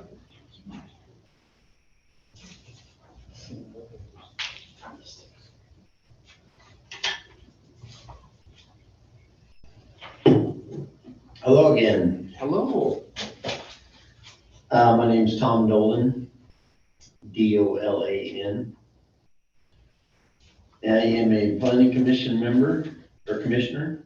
Uh-huh. And I guess I'd like to start with 1010 Columbia Avenue, Sunnyside, Washington, Thank you. 98944. Okay. So starting with page 1 of this agenda, I guess it is The staff report? actually where it says facts. I think that whole thing can just be thrown in the garbage because I don't think the staff had enough information. The information they did have was the 10 recommendations by the planning commission that never made it to council in time for us to come to the council meeting and be accused of unfairness to this whole project. Well, I don't know the past. I do know the facts. They won't be thrown in the garbage, but they won't be in my recommendation because Certainly. this is the record of the matter right here. But as far as you being accused of something, that's what I understand of the situation was that there was some sort of financial interest in the commissioner who had the easement area granted for the proposal. And you can't have any type of financial interest in it. By the way, I don't know any of the parties and I don't have any interest in this proposal at all. But the other thing was there was apparently in the city attorney's opinion some type of appearance of fairness issue or something when people were going to the city council before the recommendation was finally decided on by the majority. And maybe there was a problem with, I don't know. It doesn't matter. No, I'm not going to throw it in the garbage, but You had said at the beginning of this meeting that if we had something that was on the record at the last meeting, it's no longer That's true. pertinent. That's So, true. and to repeat it, so I just did. Well, that's what you want on. So we can move record. on from there. I just was repeating some of the things that I had mentioned at the last meeting. No, that's fine, but what you want on the record is the city council to know that there wasn't any, we aren't considering these facts and what's listed on page 1 of the staff report. That's fine. And also, you're wanting them to know that you didn't get a chance to make your recommendation. Is The that? pertinence of this was that of those 10 recommendations, we talked about a block wall. The block wall was intended, and you just reported that it was on the north side of this project. I think the intention was to have it on the east side and the west side. And the two people that just came up and testified to those two things, and we discussed it in length and thought that that would be a good way to go to prevent all the dangers listed. And the concerns stated that the block wall would be good for the manufacturing plant next door, which I know a lot about manufacturing. I taught welding at the high school for 20 plus years, and I think they have legitimate concern to wrought iron being there, because you have people outside working at times. It's grinding and throwing sparks around, and safety was a big concern of bringing up the block wall at the very first time. And then those were submitted, I believe, right after the April 11th meeting. And then on the other side, you have livestock, and I know from personal experience that that's always a problem, because people like to mess with the cows and the horses and the goats, and especially little kids. And so I think the wrought iron on that side would be the problem also. Is that the west side? The west side. The project, to me, the project looks good except for the traffic issues and those two items. The east and west sides should be a lot more private and a lot more of a barrier, is what we went over in our meeting for several times. We kept asking for an appearance by the builder.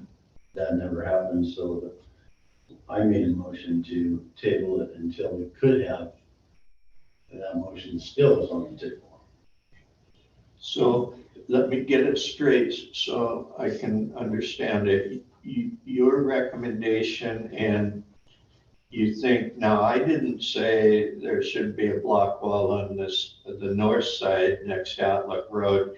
In speaking back and forth with the former testimony, Britton, the other planning commissioner here, it was thought to be most important on the north side next to Outlook, so the children wouldn't get out in the street. Now, you're saying that there should be a block wall, and I assume you're saying 6-8 feet wide or some height, 6 foot high block wall on the east and west sides as well as the north. Is that right? No, I think that being a parent of 4, I think the parents are going to make sure the kids know that that's a bad road to go out onto.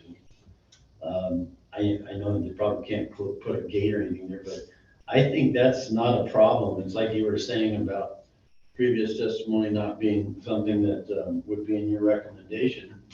I don't think the two roads, children are taught not to go play in the road. Yakima Valley Highway, I think, is 35 miles an hour down on that side. I think the wrought iron would be beneficial on the two ends, north and south, because then you can see how much traffic is going by, and parents are going to grab their kid and say, don't go out there. That's bad.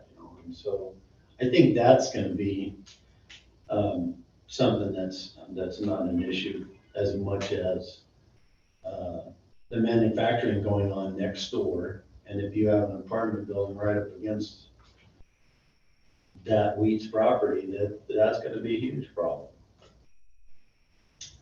And you mentioned, The west side. livestock, are you mentioning on the west side or the Yes. east side? The west side.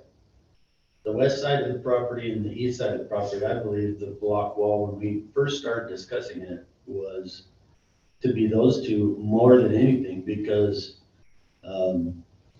we didn't know, at the time, we didn't know anything about the project. We hadn't gotten any paperwork or any thing except for a small amount of information on it. So I think that the traffic, as far as the traffic study goes, I was really surprised. I think I was the one that brought up the initial traffic study in the first place, because that's a standard procedure. I didn't know that now they're using computer modules to figure out what people do and where they go. But it doesn't, they used to have the hoses going across the road, and every time a car would drive across it, it'd count them back in the day. But, and I understand going to a computer module, but where's it getting its information? So, a physical camera, they got cameras for speeders. Well, if they put a camera out there and, do a traffic study that way. Anyway,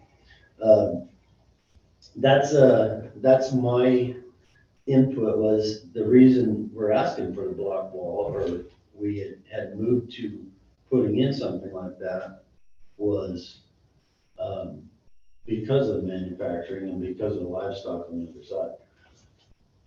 Okay. But other than that, the project is gonna be one that, my concern was the access road on Yakima Valley Highway. I couldn't see where there was if they're giving access to that, is it gonna be a pull-out lane? Because I know trying to get onto Yakima Valley Highway from any road in town it's a wait. You have to wait until both lanes are cleared. I usually wait till one, and then I get in the turn lane, and then I merge into traffic that way. But it is a wait no matter what time of day it is, unless it's before 6. So I think the traffic issue should be looked at closely on YVH, and the turn lane to widen the road up there on the Outlook. The turn lane is coming out of where? It's coming out of the widened section of the road, because you have to get out of traffic to turn. And that's going to be the issue. You need, 50, 100 feet of roadway to get off of there and turn. I don't remember what we did for the freeway, but I don't think a turn lane is proposed on Outlook Road. so then you're going to be slowing down. I'm not going to, but somebody may be slowing down on Outlook Road to turn in there. But the 10 feet, as I understand it, is for sidewalk and commercial entryway, driveway. Right. And that's a wider driveway than normal residential driveways, but you're thinking that they need to have a turn lane on there? Yeah, because of the speed of the traffic.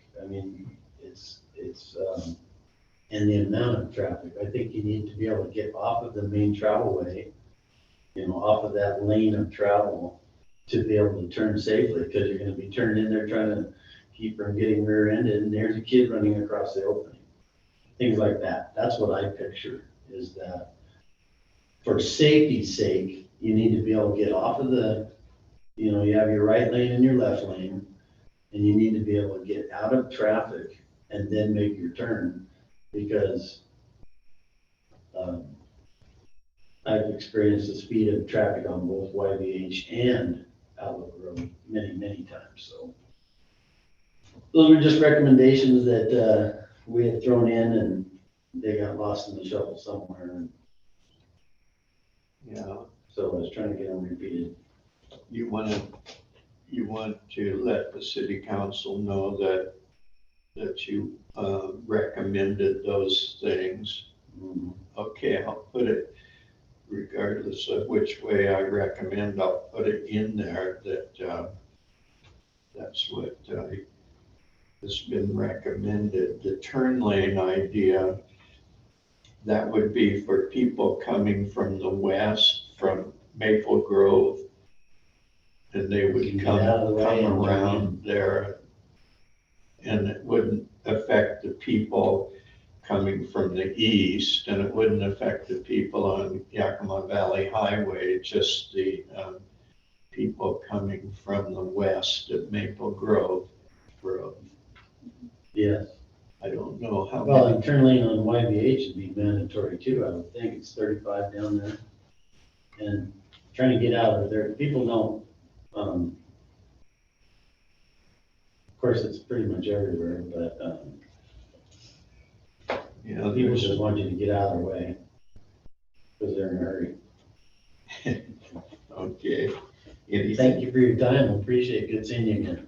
Okay, thank you, sir. Let's see here. Anybody else want to testify?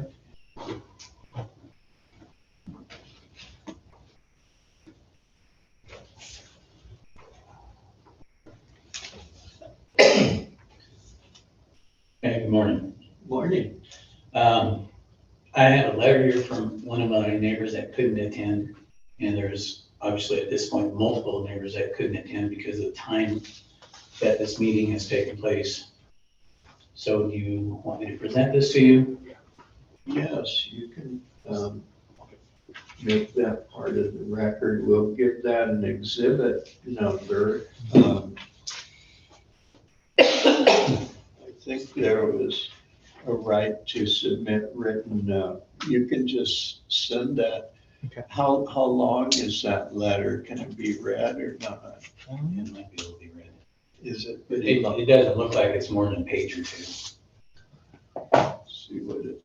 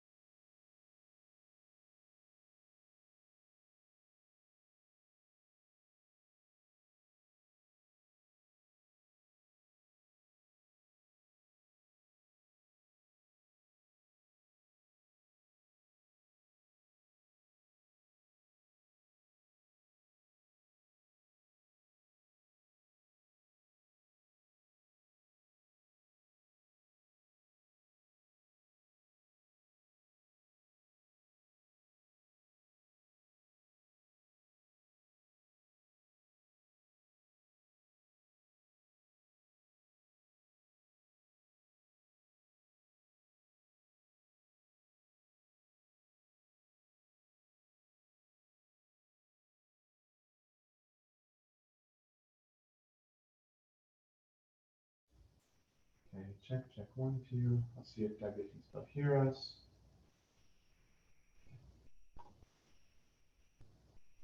Still says it's recording, which is great.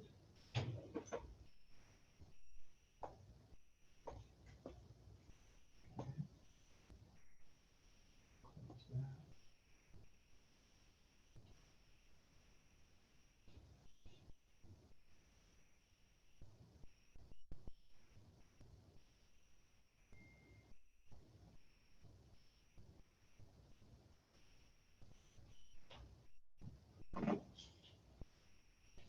I'm just gonna make a quick phone call just to make sure she can still hear us.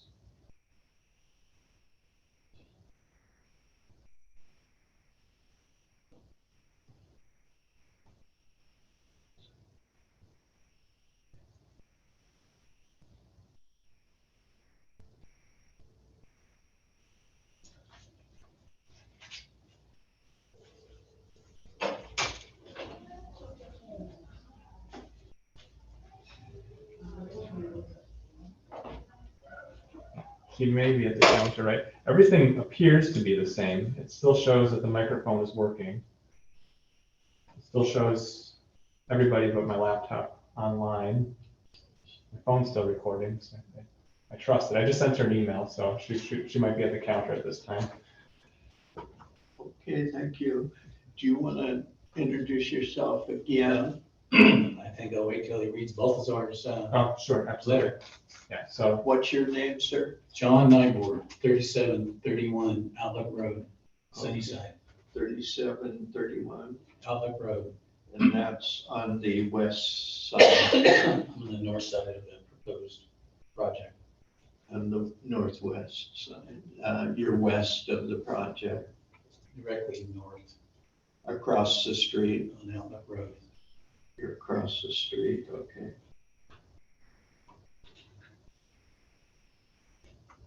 Susie, Joe, and B are west of the proposed project. Balthazar is east of it. Janice and her son's business is east of the project. Got it, okay. And your property is in the county or is it zone B2 County.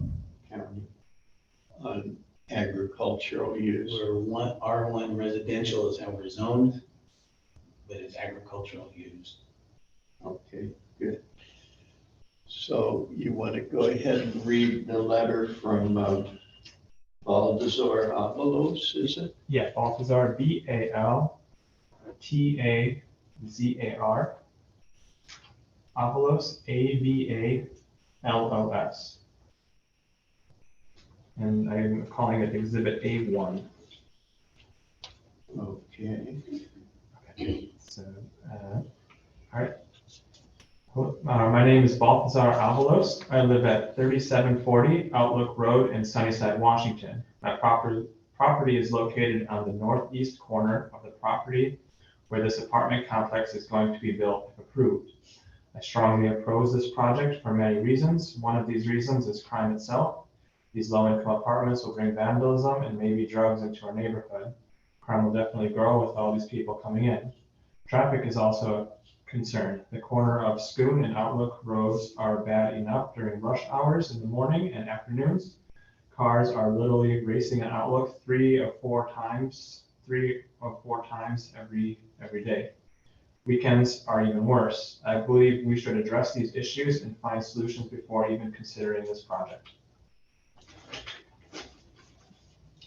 And you could just email me a copy of that for the record, if you would. You may want to make one correction. I think he said northeast, and I'm fairly certain he meant northwest. He's on the northeast corner and the. He is, but he said the project's going to be on the northwest side of him. It says that in the letter. I think it said northeast. My property is located on the Oh, northeast That's my corner mistake. of the property where this apartment complex is going to be built. I heard it wrong. No problem. Okay, Mr. Nyborg.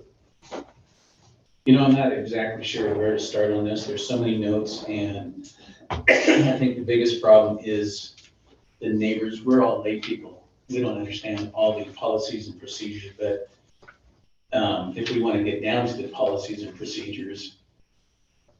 In the past, when Rook Lane was developed, we received something in the mail indicating that there was something going to be proposed, and we had the right to have a comment with a written testimony or letter to the planning officials. When Janice Weeks built the manufacturing plant across the street from us, we received the same type of thing. For this project, we never received anything. The only thing we received was a public notice that there was going to be a public hearing, and that's when we started attending these meetings.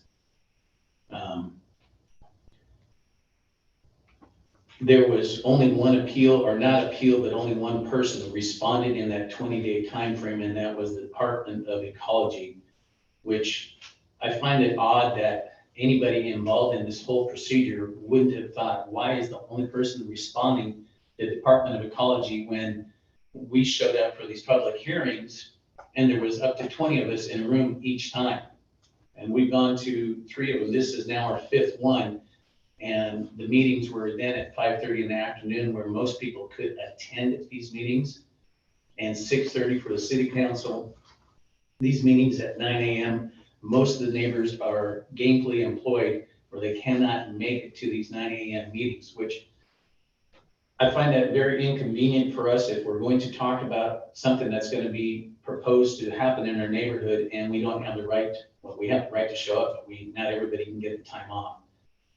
The other thing is,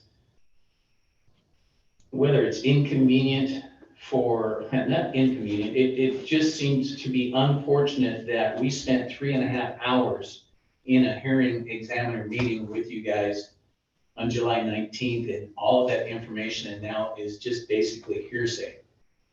If even, basically, not maybe the right term, but stricken from the record. So now, as of this is our 5th meeting, there's only a handful of us here.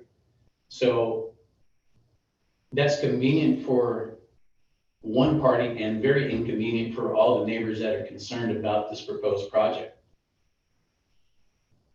This project seems to have had improper procedures from the beginning. And again, none of us received the proposal in the mail that this is going to be done, and you have 20 days to respond. We did receive the notice that there was a public hearing, and I think the first one was at the end of March and in April, and et cetera, et cetera, et cetera. So we received those, but we didn't receive the first one. There's so many inconsistencies. At one time, it was going to be the main address, or main access was Outlook Road. Now it's Yakima Valley Highway, 394 units, 384 units. We've asked for a traffic study. We asked to meet with builders during our public hearings. They didn't show. Now they're here. Good. We're appreciative that they're here. You know, yeah. I'm losing my train of thought on this because it just seems to go on and on in a direction that's not consistent with anything that's a prepared business development. You've got independent traffic study that we've asked for, didn't get done. There was an internal traffic study. Now it's computer generated, but you know, if it says the original information we received that it was going to be a multi-family residential apartments, and it was going to be mid-level income to low income. The next meeting we went to, it was low income. We don't know if we understand why it went from mid-level to low level. It says multifamily, and if you look through all this information, it says up to 384 residents. Well, I'm not sure how that's possible. Isn't that more of a single family dwelling as opposed to a multifamily dwelling? Because multifamily would mean that there's at least, what, 4 people per unit? And in those 4 people per unit, there's only 1.3, and then it's changed to 1.4 parking spots. there's probably not any family in America that has one car per household unless they're living in a city like New York. So how is that gonna work where there's 1.4 parking spots per unit, up to 384, but yet it's multifamily? Even if you do the 384 residents times 2, that's close to 800 cars that are coming and going minimum twice a day. I can tell you right now, at my house, where my wife and 2 kids are driving, they're up to 10 to 15 times a day that they're coming and going. Baltasar across the street, he's got a multifamily dwelling. He's got at least 10 times a day that they're coming and going, whether it's him and his wife or his kids. Susie, she's a single resident there. She's probably only going maybe 3-4 times a day to town. Her brother Joe, he's got to go at least 3 times a day. Doug and Julie, Rook Lane, I think, what is there, 10 units there? So there's 10 mobile homes there, times 4 people. You do the math on this, we've got 1,000 people minimum going twice a day, or 1,000 trips, sorry, not 1,000 people, but 1,000 trips. To the east of the mobile plaza, so you've got this proposed unit, Baltazar, and then Wheat's property,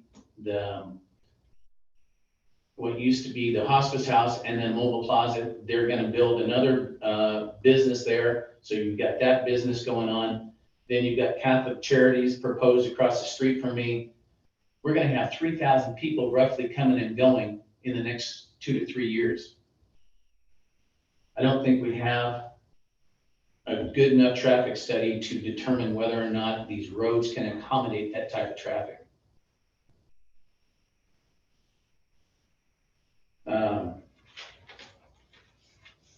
Again, I guess ultimately, number one thing, we'd like to know, what is the primary access? Is it 780 West Yakima Valley Highway, or is it gonna be Outlook Road? Because during this whole meeting this time around, as opposed to all the other ones, we keep hearing Outlook Road. Now we're hearing Outlook Road and Yakima Valley Highway.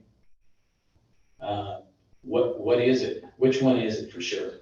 The fences, if you look at any nice development, and Aho would be one, which is on the east side of Sunnyside, off the Sunnyside Mapton Highway, they have 8-foot tall fences, and they have solid fences. They don't have wrought iron fences. Root Lane to the west of me, all we have is our barbed wire fence, and the neighbors. I've got toys in my pasture. I've got garbage in my pasture. I have grass clippings in my pasture. I think Susie and Joe and B, they're gonna be dealing with the same thing. A wrought iron fence is not going to keep the kids from crawling through to try to get their balls. They're not gonna keep the garbage out. They're not gonna keep the grass clippings from being tossed over the fence. A pool, I don't know, I think Britton's got a good point. We'd sure like to see the economy thrive and have the city pool get more people attending the pool there. But if there was a pool, then wouldn't that pool need a lifeguard during the course of the business hours that the pool is open? And I'm referring to this proposed development.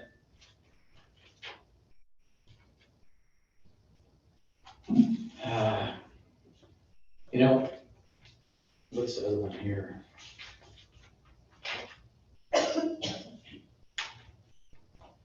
And again, I apologize, we're not as prepared as somebody that does this every day for a living. So.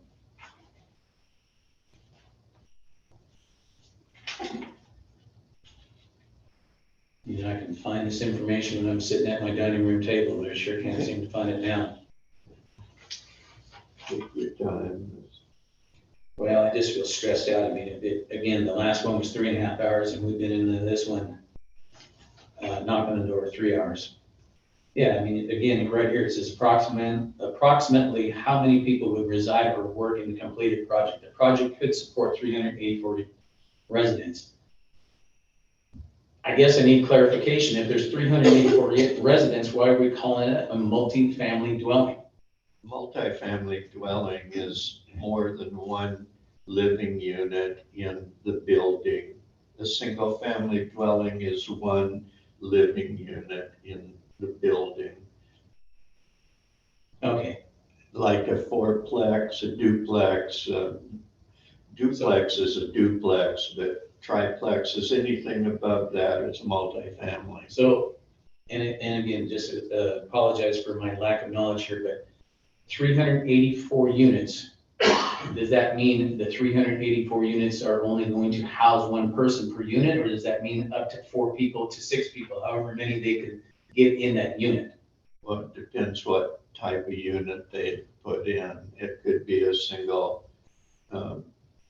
Is there suite, clarification but in this master plan that details that? no. It could be units that house more than one person. So some of this information here is inconsistent where the traffic study may not even be appropriate, and again, the 1.4 parking spots may not be appropriate.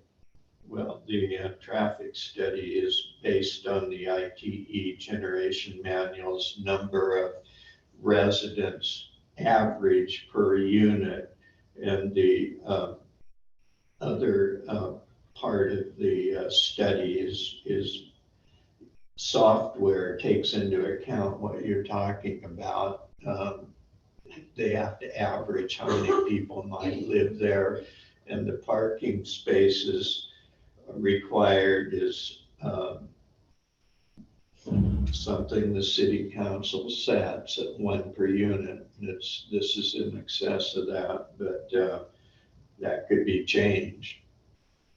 But you would think that that should be addressed. I mean, the mobile plaza right to the east of them, there is per mobile, or what manufactured housing, I guess is the appropriate term for the now, used to be 3-4 cars crammed into each parking spot there. So this won't be any different. And that's the thing. I guess we're all concerned about how are they going to accommodate all these people?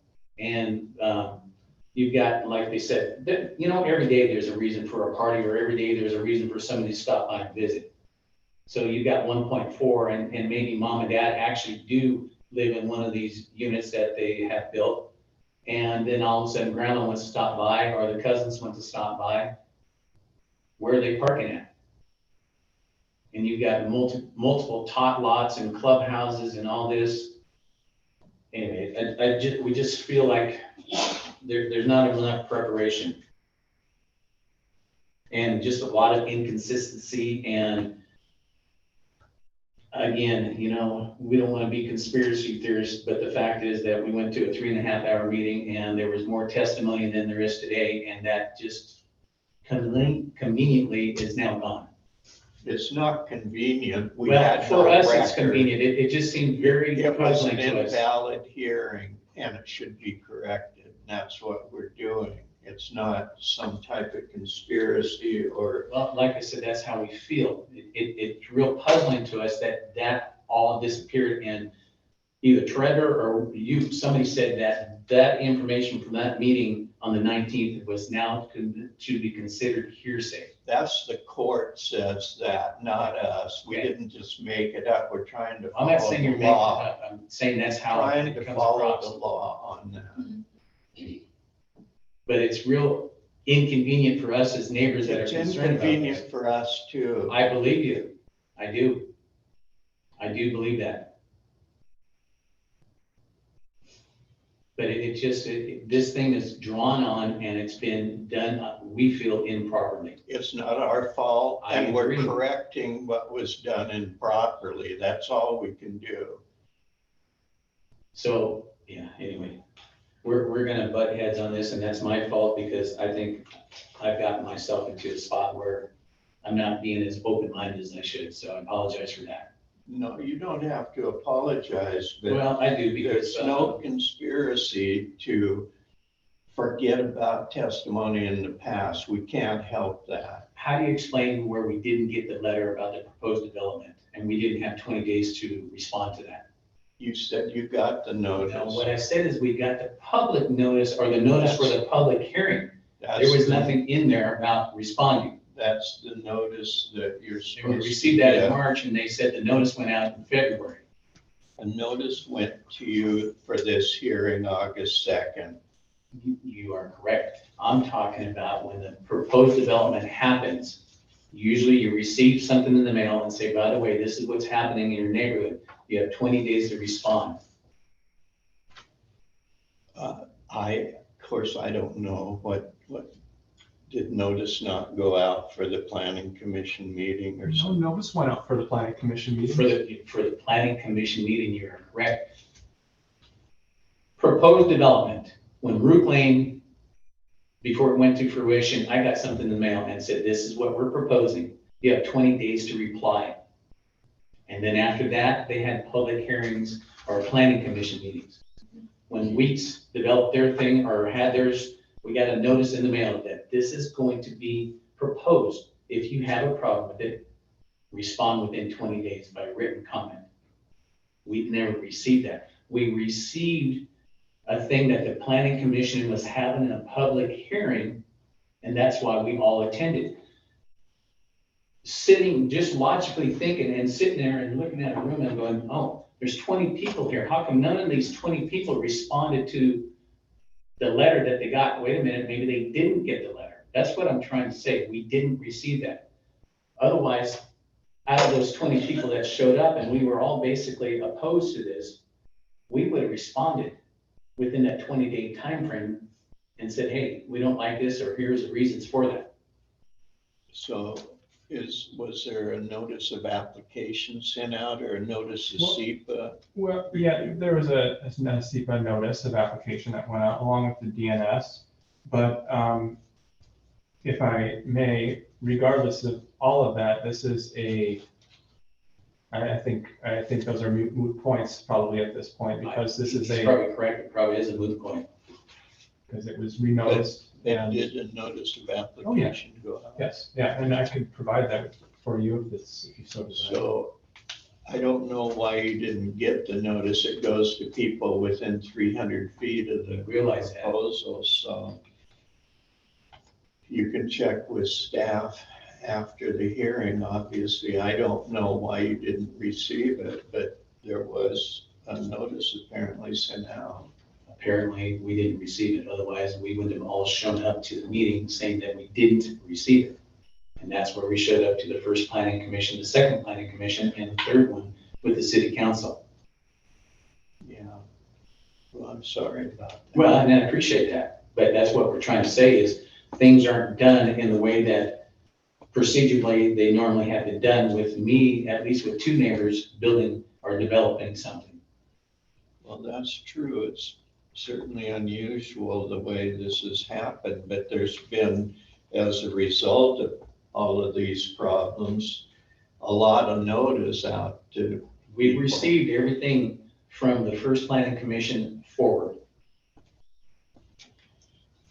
So, March 20, no, March 28th. I'm sorry. Haven't heard anything. I'm sorry. We can't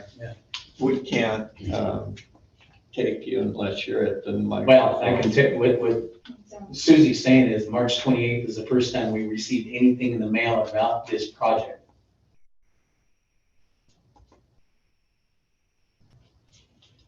Well, I can't. We're trying to tell you that there's things that are happening that should. We just want this thing to be done in the order that it should be done, and everything should be consistent with somebody that's prepared to build a project like this. And that's where we have these concerns. A lot of inconsistencies and not enough preparation, and we get the feeling that it's being pushed through because it needs to be pushed through. Well, it seems like it's not being pushed through. It's being delayed and had more hearings than normally would be required.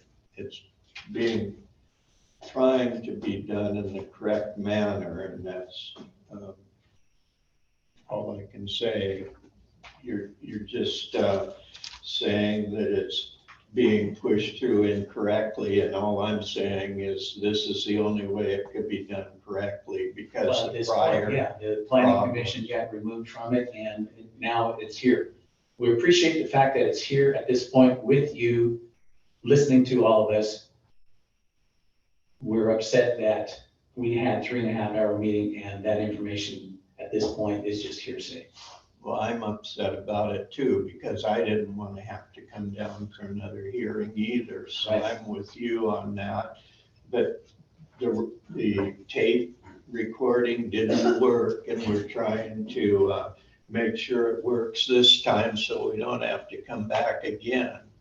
Right. It's just unfortunate there's other people that attended that aren't here. And anyway, that's it. No, I agree with you. It is unfortunate. I think though that they could have submitted a written letter like that one individual has. Yeah, I think people have reached a level of frustration and they're just maybe giving up. And that's not good either. It says right in the notice you received, any person desiring to express their views on the matters invited to attend, you say that's Yeah, invited to inconvenient. attend. Then it says that written comments previously provided will be retained for the August hearing, and that's fine, but they aren't part of this record. They're just the written comments. Unfortunately, nobody has submitted them. It says in the notice, if you are submitting written comment to the city, please reference a file number and applicant's name, Sunnyside Development Group, and any correspondence you submit. You can mail your comments to, and it goes to Trevor Martin, etc. So I can't help it they didn't submit written comments other than the one. Again, I may want to clarify, just like Susie said, we didn't receive it till, what did you say, March 28th? March 20. March, Is the first letter. that's the first letter received. And there's, According to what we heard at the beginning of this, in February, we were sent information to write in a comment. The March 28th one and everyone from there on out said you could write in or you could show up to the public hearings. We all chose to show up to the public hearings. It's a moot point, like Trevor said. We can't change it at this point. I'm pointing out that it wasn't done properly. Well, it was done properly. I'm pointing out the August 2nd meeting, the We got August that 2nd information. notice says that people can write written comments You to the understand city, and they haven't. Now, how could we help that? You're right. Balthazar is the only one that did. Doug and Julie, he's in the hospital in Tri-Cities. Their son is in the hospital in Yakima. Balthazar is working. Aaron couldn't make it, so he had his mom show up. Yesenia's here.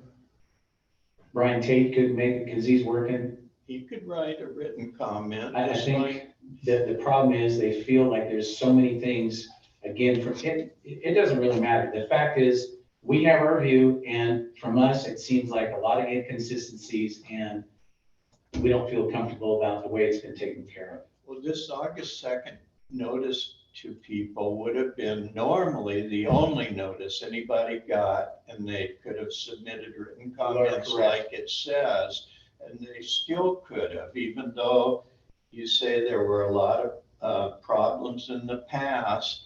This was intended to correct the problems I and agree, let and people. that's why I'm here, that's why comments. Susie's here, that's why Tom's here, that's why Britt's here, that's why Janice is here. I agree. So I'm sorry they didn't submit the written comments. That makes if they two of us, couldn't I'm sorry as be here. well. I'm sorry as well that they didn't. Would have So, liked to have them do it, but people get frustrated and say, you know what, we're done. We're just done. They're gonna do what they wanna do anyway. okay. So, Well, I don't know what the city council will do anyway, so I don't know how they could know. I don't honestly again, know I how don't they know could how know. they could know either. I'm determined to come here and at least voice my concerns as well as other people that did show up today. Well, I appreciate that, but don't say the procedure is incorrect, because it's not incorrect. At It's this state correct. going forward from our first public hearing, going forward, it's been correct. Prior to that, we didn't receive the information, which is what I received in the past from when neighbors were doing developments. I'm sorry. So Sorry no about matter that. what, that is incorrect. We didn't receive it. Okay, I don't know why. I'm sorry. Anybody else want to testify on this?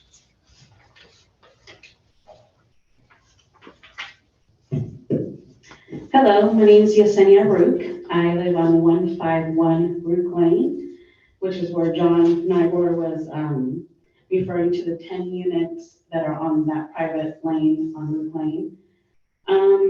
I guess most of it would be that I'm just gonna reference back to a lot of the points that some of the other residents have brought up. And my main one would be, I'm still a little confused about, I understand the main access seems now to be off of Yakima Valley Highway, but it seems like there will still be some access off of Outlook Road. And again, I guess my concern on that is the fact that on Outlook Road, we already have a lot of issues of speeding, a lot of traffic through there. And then putting in this whole new development of apartments and stuff, it's only gonna increase that even more.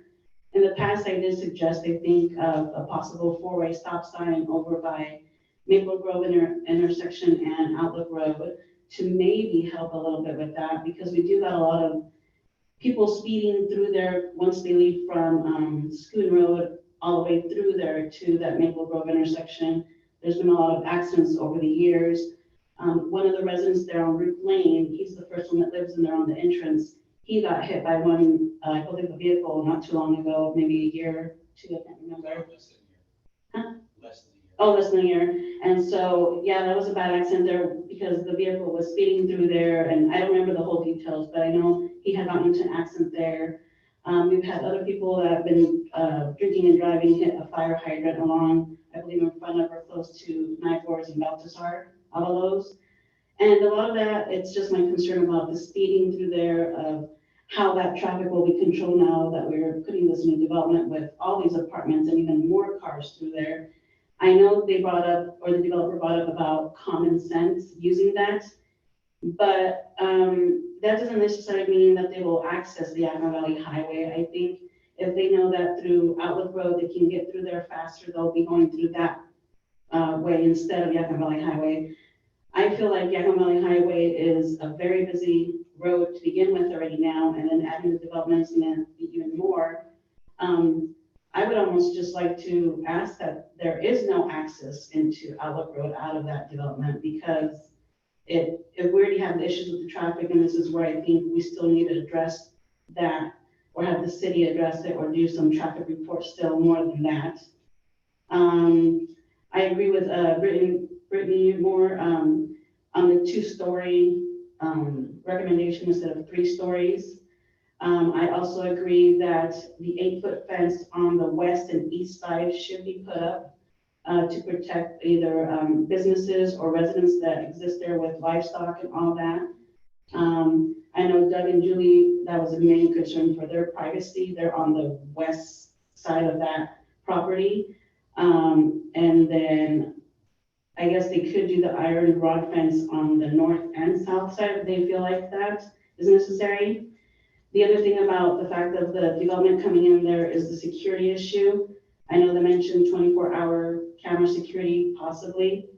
I guess whoever would manage those cameras would probably be like the manager on the property, or I don't know who would even be watching those 24-hour cameras on there. The pool was another thing I agreed with. If we already have issues with the Sunnyside pool not having an attendance of residents there, adding this pool into the development is probably going to draw people from the outside to visit people they know in that development to use the pool that's free, because then they wouldn't have to pay for it. And it's going to draw up all those extra visitors in there, along there. Also, I guess my question is, if they do have a pool, is there going to be a lifeguard for, safety for the kids that will be using that there, or who would be running that? Another thing is, with that development being there, it brings up more kids that will be going to school. So I'm curious where the bus pickup will be coming from, is it from the Outlook Road or from the Yakima Valley Highway? Is there gonna be a little area where the bus will pull in there to pick up these kids? The other thing is, like I said, lots of speeding through Outlook Road and Maple Grove. And, like I was saying, that's just my main concern, the traffic or the access that's coming off of the development onto Outlook Road. I think at some point, somebody had just suggested about, rumble strips through there to slow down traffic. But if there's not a stop on that intersection 4 ways, that's not gonna really help. And then if they're thinking of adding these, what do they call it, playgrounds or top lots along Outlook Road with an iron rod fence along there, and maybe, I don't know, sidewalk and curb. I mean, that's kind of dangerous, because I think, like, I come back to the traffic issue on that section, it's just very high, it's dangerous. We have signs that are saying they're 35 miles an hour. Cars do not go 35 miles an hour. They're speeding 50, 60 as fast as they can get through there. We have the younger people that go through there in their little Hondas or little vehicles that just floor it down, and you hear them all the way from one end to the other. And it's just a thing because they know they can get away with it because nobody's really monitoring that area. I feel it's just, a lot of it comes to safety and the traffic issue and that. And I'm not against new development for housing. I know we need it in Sunnyside. It's something that's needed. I know housing is expensive for many of the residents to be able to buy. So maybe, yes, an apartment or a multi-family housing is another solution for them. But I just think that we do need to address a lot of these other concerns that are important before we decide on bringing a project that big in that area, without making sure that we review every single, I guess, point that should be important of fencing and speeding and crime and, just, reviewing that very carefully before a final decision is made on that. Okay, thank you, I appreciate it. Okay, well, thank you very much. I might say that I think it wouldn't be possible to limit the traffic to Yakima Valley Highway, because I think the fire code requires 2 accesses. Oh, so is that why it has to be one through Outlook Road? Yeah, the Okay. fire. And like I say, if that is necessary, I'd just like it for it to be somehow reviewed along Outlook Road, that it's either the speed or 4-way stop sign will be placed or something to reduce from cars just zooming through there. And I know, like I was saying, it's a fire code thing of them having to have the 2 accesses, which I'm hoping that most of them, if they use common sense, will go on the Yakima Valley Highway, but I doubt it. I doubt it. Is that intersection of Maple Grove and Outlook in the city or the county? County. County, yeah. So have to check with the county to see if they would put in 4-way stops there. Okay. And most of Outlook, is half of Outlook Road in the county? I believe the intersection is right in the middle, city's one side and then county's still this side. So that's why I don't know. I was told that section there was city, part of that road. Part of, if the whole road is in the city, you might request rumble strips of the city council, but half of it, the north half, might be in the county. Yeah, I would have to verify that. I'm not. Mhm. I'm not sure who would Yeah, and it's, install those rumbles. and I think in some of the other meetings we had, that was been a question as to who is responsible for maybe being to do the 4-way stop sign or the rumble strips, because I think there's been, properties that have been added into the city in the past year or 2, and then they're kind of in limbo as to where they are referring for like medical service, like, police or emergency, like fire department, because they'll call the city and then they're telling them to call the county, and so that's why there's a little Yeah. confusion as to that too, so. There is confusion on that. Maybe That's who that's it should why be. there isn't enough enforcement of the speed limit that way too, because maybe the sheriff has to enforce part of it. They should have maybe some sort of a cooperative agreement where either the sheriff or the city could enforce the speed limit there. Yeah, And so, yeah, and I know my mother-in-law, well, she lives on Route Lane too, and I know when she's had issues with calling the police, and she'll call the sheriff, but I know at times she'll have to call the city. And it just depends, I guess, whoever is available, but I know we're a county and we fall with county, so it's just hard sometimes when you're trying to figure out, well, yeah, we have that issue on Outlook Road, but who should we be contacting to maybe make a solution for that? And now that there's a development coming in, I think it's more of a concern of, okay, we need to do something with Outlook Road. And I've driven through there at the 35-mile-an-hour, and the cars will be just tailgating to try to get around me or just zoom right past me. I mean, people are just like, I mean, it's the whole speeding on that road, and if it's a problem now, it'll be probably even bigger with the development going in there. So Yeah, that was my concern. okay, and could you say your address again? It's 151 Rook Lane. And that's Rougk. Yes. And I don't know if I should, I know you guys keep sending me mails with Yasmir. Pardon? It should be corrected, yeah. Okay. I get the packets with Yasmir Rook, but I think I've corrected that in the past, that it should be Yesenia. Okay. I don't know if you want me to, And how do you spell that? it's Llesenia.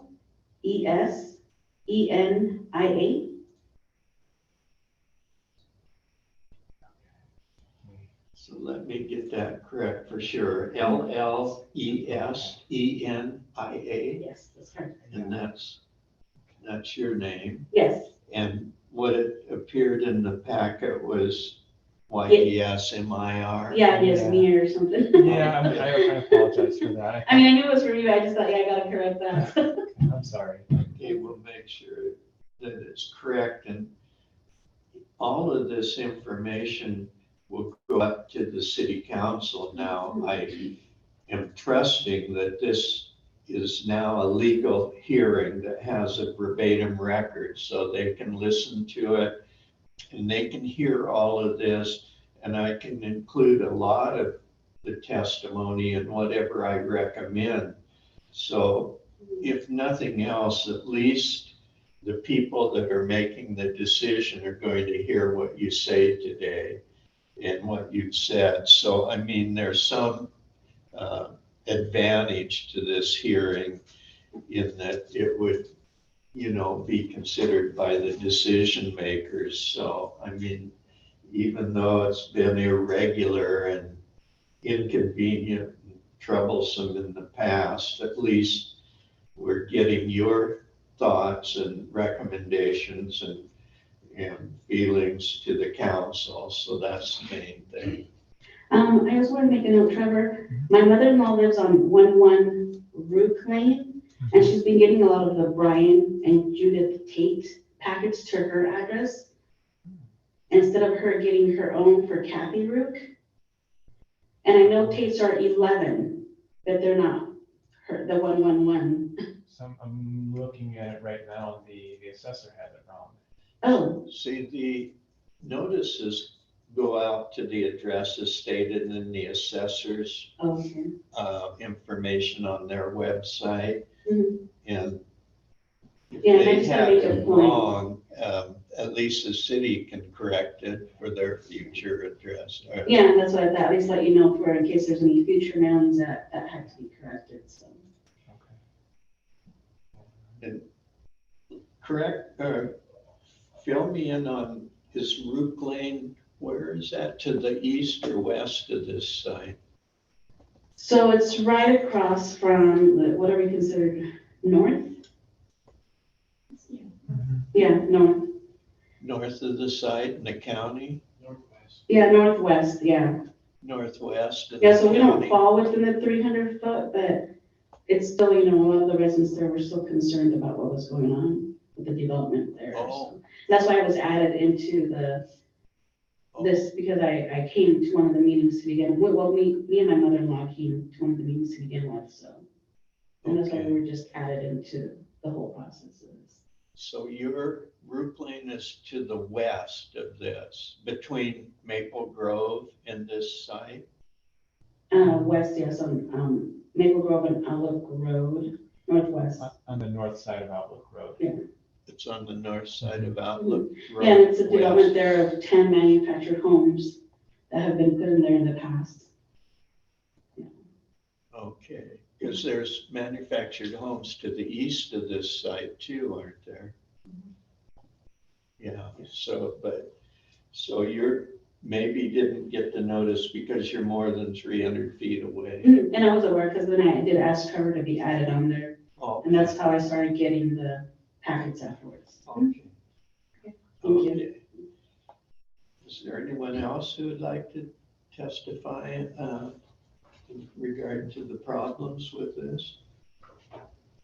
Okay, would the applicant's representative like to testify and rebuttal to address anything that's been brought up? And then we'll close the hearing. Hello again. Do you need my name again? No, that's fine. Okay. So it's already 12:15. I appreciate the comments from the adjacent property owners. Acknowledge the concerns that they have. This is a complex topic and it has drawn on a lot longer than we had hoped, but that's just the process. I'd like to clear up a few of the misconceptions, hopefully. We are not proposing low-income housing. Nothing against low-income housing, everyone deserves housing. That's just not what our proposal is. We are market rate housing. We are providing a variety of housing types. So some of them are only for one bedroom. So one person may reside in an apartment. They're not all going to be large population in each apartment. So we believe that the parking we are proposed is sufficient to cover the needs of the housing that we are providing. We heard a lot of testimony about the traffic concerns. Yeah, traffic is a concern. Existing conditions, however, should not and cannot legally be considered for mitigation. So existing deficiencies may exist, but that should not impact our proposal. We have proposed mitigation to address the proportional impacts of our proposal. Hopefully this proposal will cut down on some of that racing, because when you add more trips, it's natural traffic calming, so there will be less opportunities to race down that road. Let's see. We understand concerns about the city pool. However, we don't believe that's a legitimate police power to regulate if we can have pools or not. Let's see, talk about parking. Let's see. Okay, as for fencing, we are not proposing 8-foot walls. We do not believe that should be required. We are not a complex or a jail. We are housing and part of this community, so we are proposing the types of fences that are appropriate for housing. Let's see. I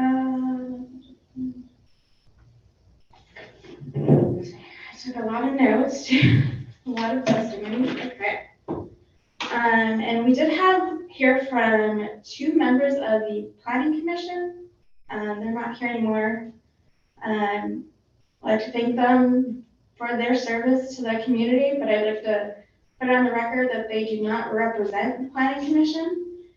Even though they stated that they were on the Planning Commission, they do not represent the Planning Commission as a body. Let's see. Okay. So a lot of this testimony is about opinions, and everyone has a different opinion about how they want to see their neighborhood. I have a toddler, so when I see top lots like this, I would be comfortable with wrought iron fencing. Kids can't crawl through wrought iron fencing. The park by my house has wrought iron fencing. I take my toddler there all the time. It's very safe. So I don't see a safety concern in that respect with the tot lots. And I don't see that anything beyond what we're proposing should be required. Let's see. Do you have? Okay. Oh, we are proposing a block wall along the trash to enclose the trash. There are lots of things that we're doing to cut down on the nuisances, as well as abiding by city regulations that city council has adopted to protect everyone from nuisances, such as your noise ordinance. So we believe that city ordinances, along with our proposed mitigation in the development agreement, are sufficient to protect the community from nuisances. I believe that is all I have. But it's around lunchtime and I'm getting a little hungry, so I apologize if I forgot to comment on anything else.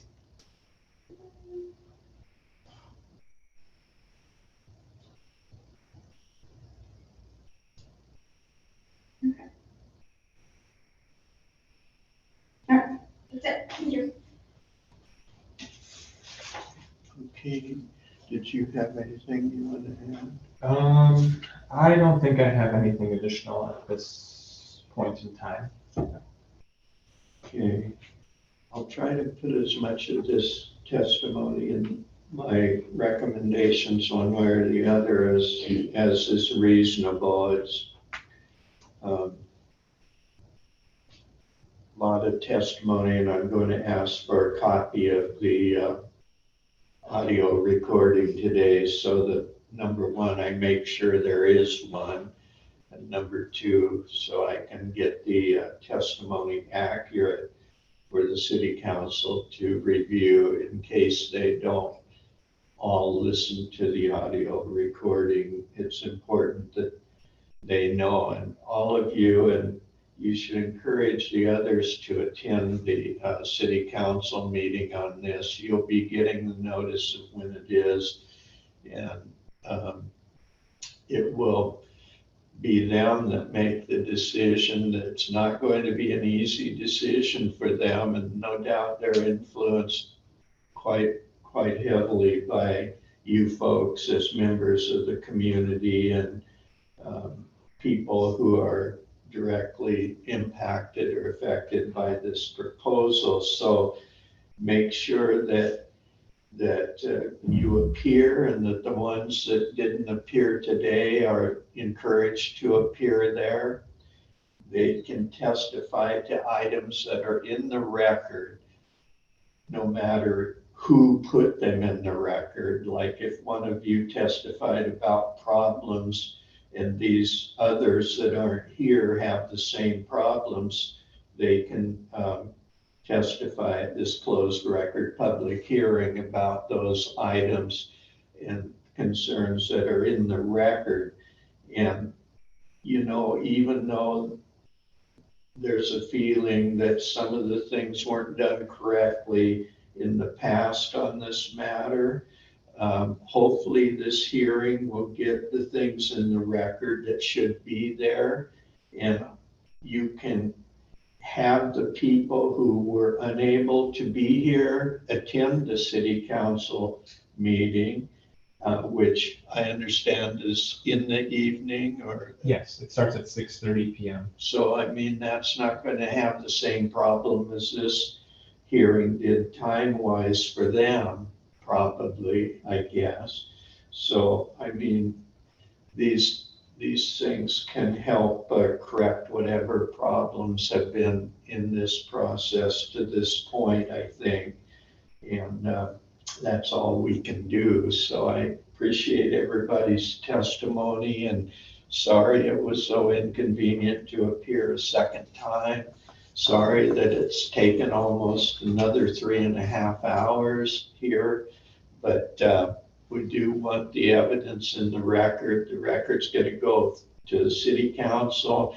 If the city or the applicant or the opposing parties appeal to the court, the Superior Court will review the record as well. And that's why it's important that we have as much information in the record as possible, that we take the time, that we do it so it's done right, so that there's a verbatim record that can be listened to by these reviewing parties. And that's hopefully been accomplished today. And I'll make sure, because I'll request a copy of it.